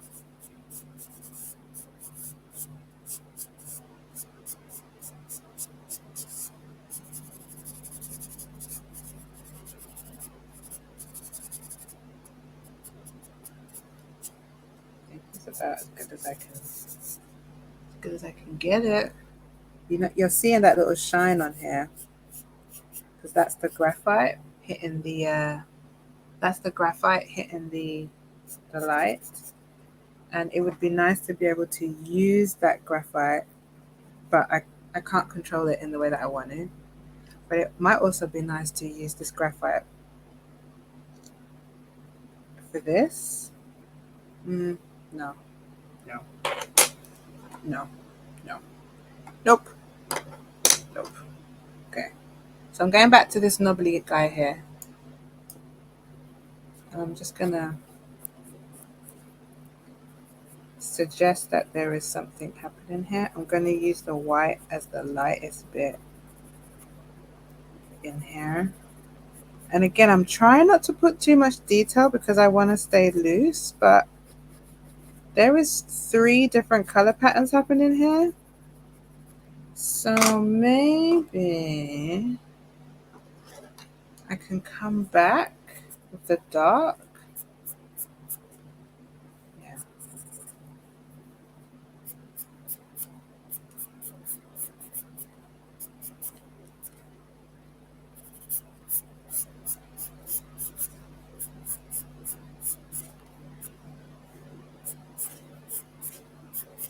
Not the greatest, but it is showing again. There is that pattern of thick and then thin. So I'm going to emulate that here so that it makes sense. Thick and then thin. This one starts off a little thicker at the top, gets thicker out here, then it gets thin again. That is how I'm going to depict that.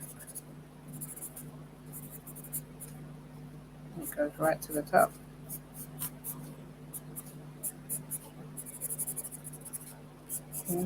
And then you've got a teeny tiny bit of it here. And then just a little bit of it here. And then you got a bit of it here. And the stubby bit here. Okay. I think I'm good for that one. I'll use the white pencil to emphasize the yellow, so I'm going to go in between.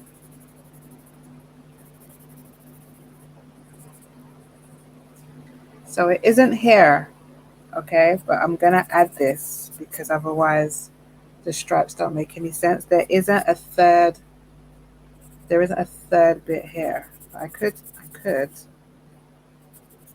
make this thicker and then keep the line smaller. There isn't. So I'm going to take some artistic license and I'm going to put a third striation in here. That's what I'm calling it. Just so that it makes some sense.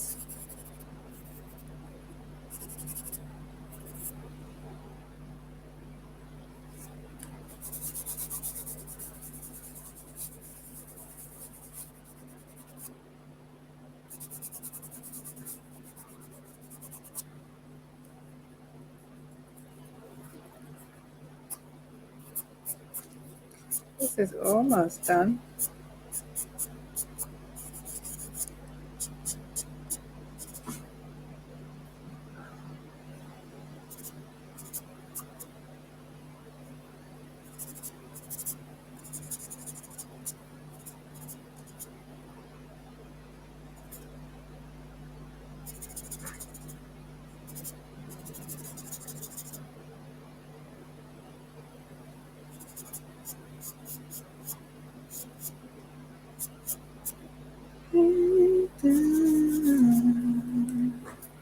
Can you hear me?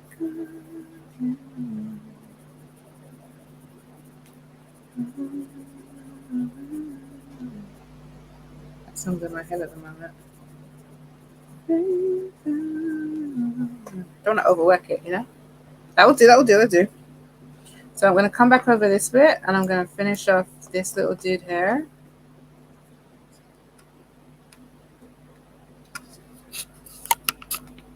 I'm going to finish off this dude and his gourd. I'm not sure how to approach it because I've made all this white, but what I'll do is I'll just suggest it and I'm going to pull it back. I know where it should be, but it doesn't work there for me. So I'm going to put it here and I've made it longer. It doesn't work for me where it is. That's literally why I'm moving it.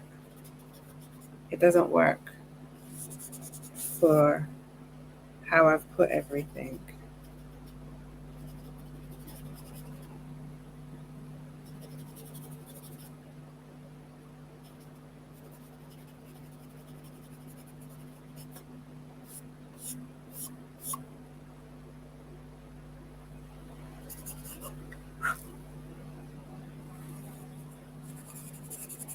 This pit is dark though.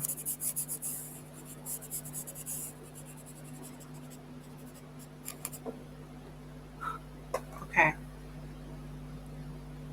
Am I going to do anything here with that little guy? I don't think so.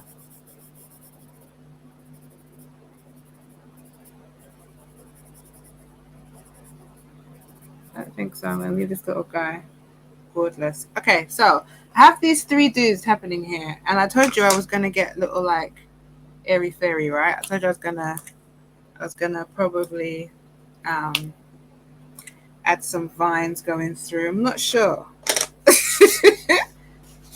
I'm not sure. Hold on. Let me have another stretch.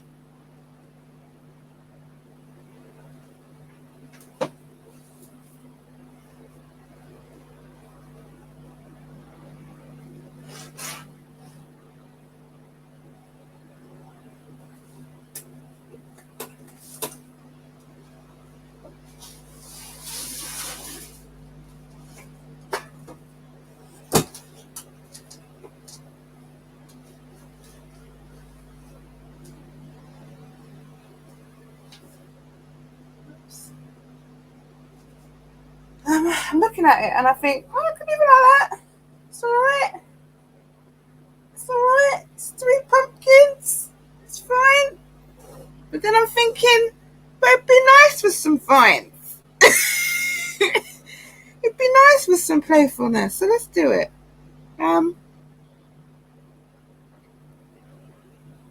Let's do it. Let's try and get a bit more of a sharper edge. So just to finish stuff off.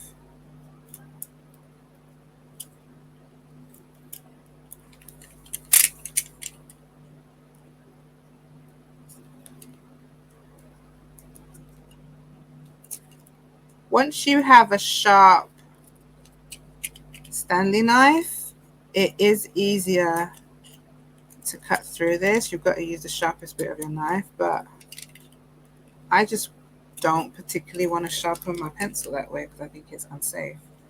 So what I'm going to do is I'm going to have a look quickly online for pumpkin vines. Pumpkin vine. Yeah, there's kids outside playing. I think they're trick-or-treating or doing something trick-or-treating nature. Just so I can get some reference of pumpkin vines. I know what I want to do, but it's also really nice to have some reference. I used to work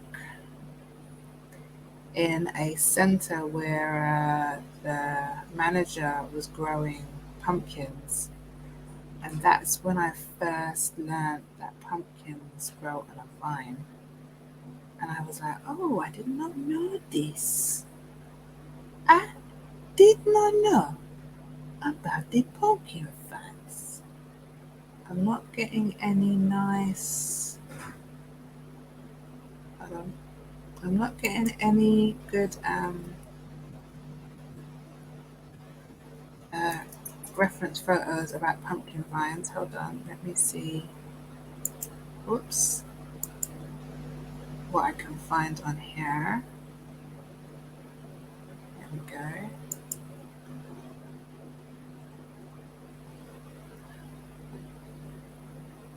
go. No friggin' pumpkin vines. Okay. I'm gonna be very, very makey uppy. I might use my new plants. I have yet to show you my new plants. I might use my new plants as inspiration for pumpkin vines. I'm gonna do that because people aren't taking very good pictures and sharing what pumpkin vines look like, and I don't particularly feel like making it up because I will go all over the gaff. But I'm gonna use my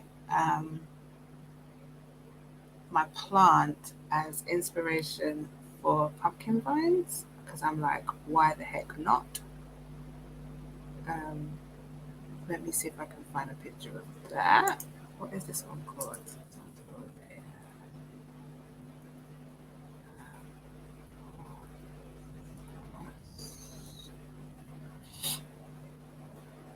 All right, let me share my screen with you. Hang on a sec. I'm going to share my screen with you.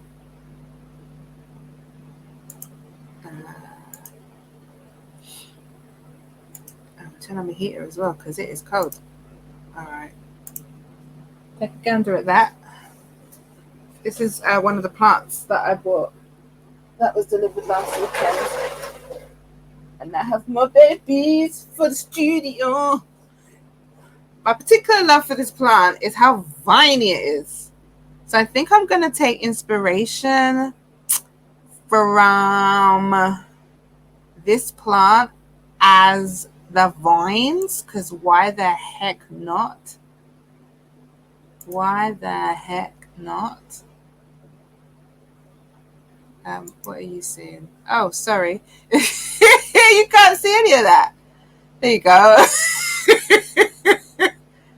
Go shout and tell me. I don't know. I don't know what you're seeing. Hang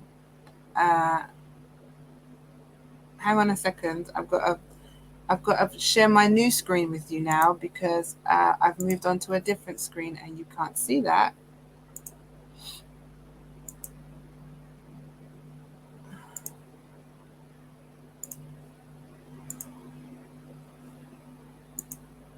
Okie dokie. There you go. Look. So I'm going to use, I think, this one as inspiration. This plant is so beautiful. When I tell you, these plants are, I don't think I never knew I didn't. Oh, this one's a good one. I'm going to use a couple of these, like this one and maybe this one up here as a bit of inspo. That's nice, that one, isn't it? And because I tried looking for pumpkin vines. I know what pumpkin vines look like in my head, but I didn't really feel like making it up, if you know what I mean. Do you know what I mean? Oh, here we go. One of these. So I'm gonna use a couple of these. So I'll leave that screen there so you can at least get an idea of what I'm doing. Hold on. How do I bring that back? Nope.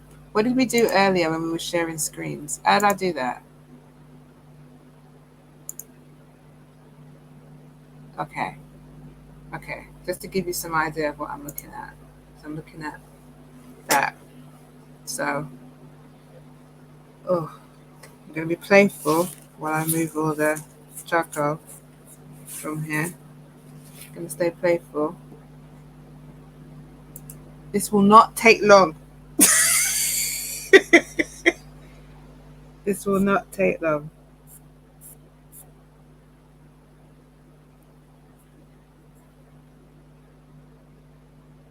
I don't want to do this.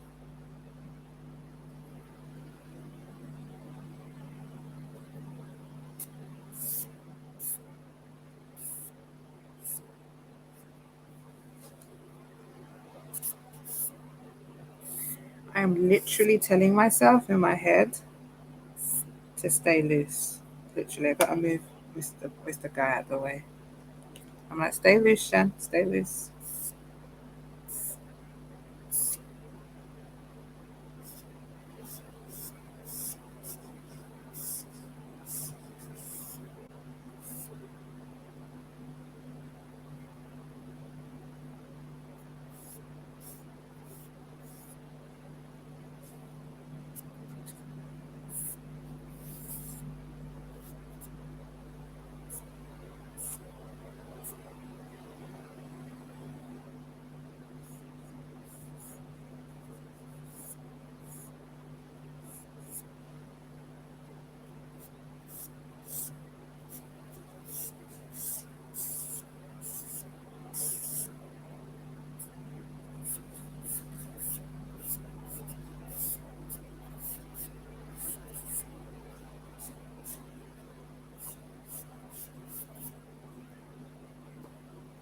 It's back in my head again.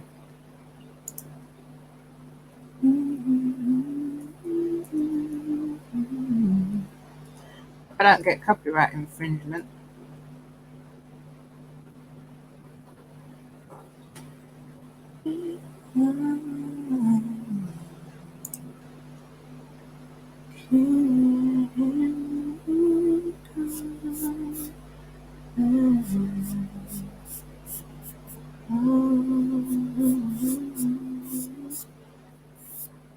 Destiny is coming close.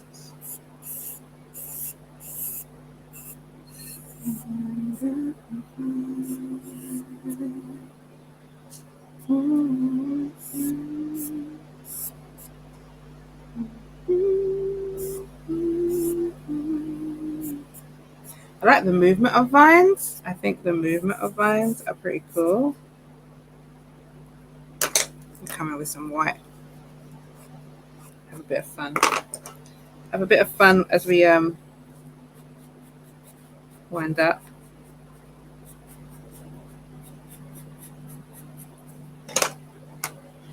I'm finding it difficult to stay loose. I'm sorry, I am, because I really would prefer to be able to see it.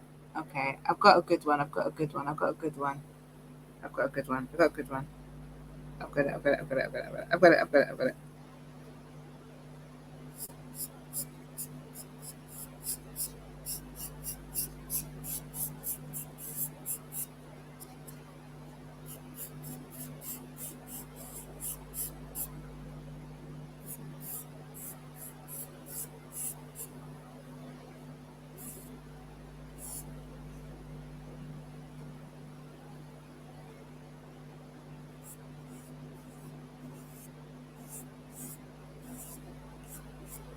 There we go.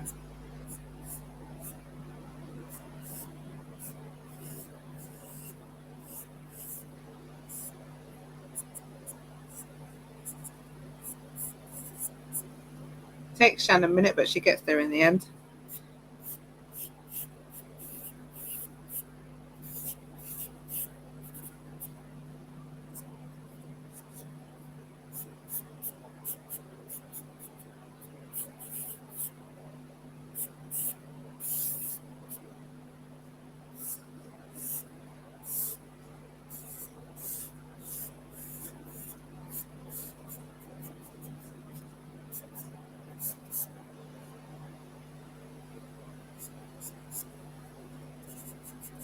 I almost want to put a bit of shadow here for some reason. I'm not even sure why that is. There's no shadow to put here, but it's almost like I want to put a bit here. I don't know. I like it. I like it. I like how it turned out.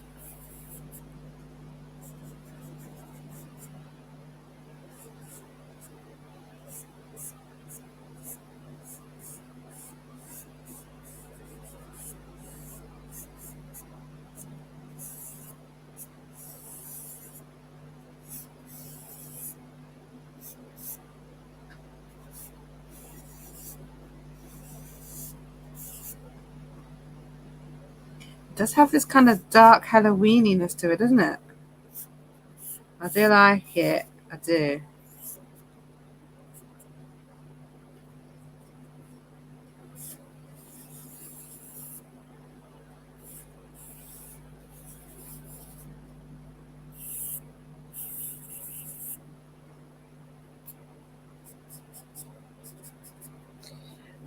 I'm not in love with how often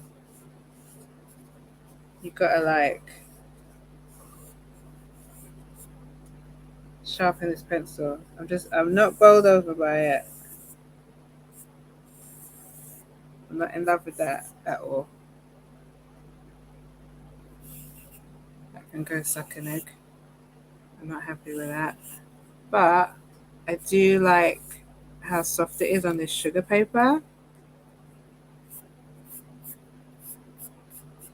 This sugar paper loves this. Like, it loves it.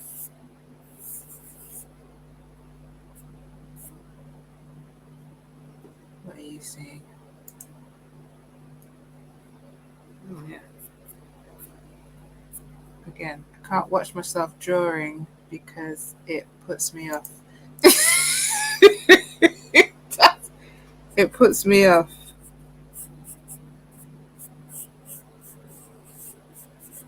I lose it. I get a little too um, self conscious.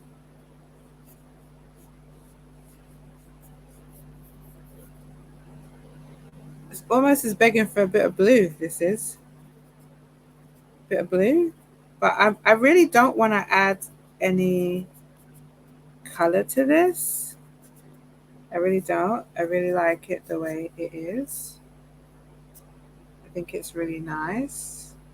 I want to put a line going all the way through, like coming out there and going upside, but I don't think I will. I almost want to do this. I feel myself wanting to. I feel the urge to do this, and so therefore I am. I just feel the urge to kind of add a bit of this. So yeah, this pencil is beautifully soft. Beautifully soft.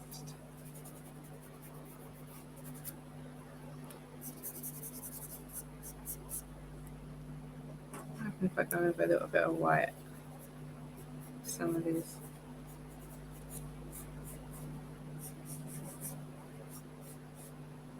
Just on some of them, not on all of them.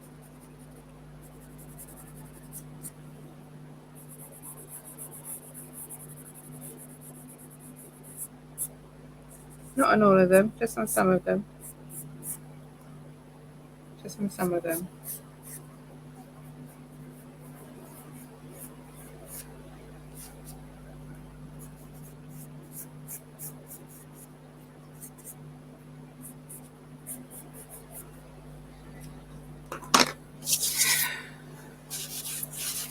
Would I recommend this pencil? Definitely. Definitely recommend this pencil. Like, definitely would recommend this pencil. Definitely. There you go. That's how it's turning out. Oh. I definitely recommend this pencil. I think there's so many other ways to play with this that I think like you really have to take the time and be like, all right, let me see what I can do with this. Like, what can I do with this? What can't I do with this? You know what I mean? Like, what are the limitations of this? Because there are definitely limitations to this, definitely. And you will need to use a harder pencil.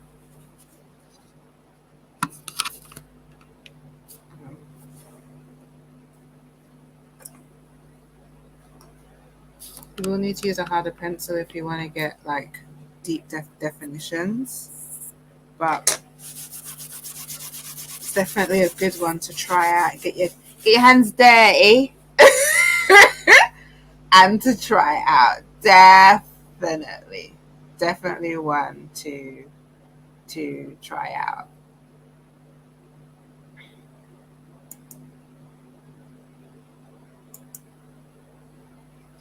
So I want to remind you to grab the pencil gradient cheat sheet. You'll find it in the description below, but it is a really helpful cheat sheet, a really helpful resource to use the next time you were shopping for pencils. And once you have used the cheat sheet to figure out which pencil gradients are perfect for your piece, there is still the question, which paper do you buy to bring your art to life? And if you are seeking a smooth paper, you might find this video useful. I'll put a link here. And I'll also put a link in the description. And if you click the link, I will see you in the next one.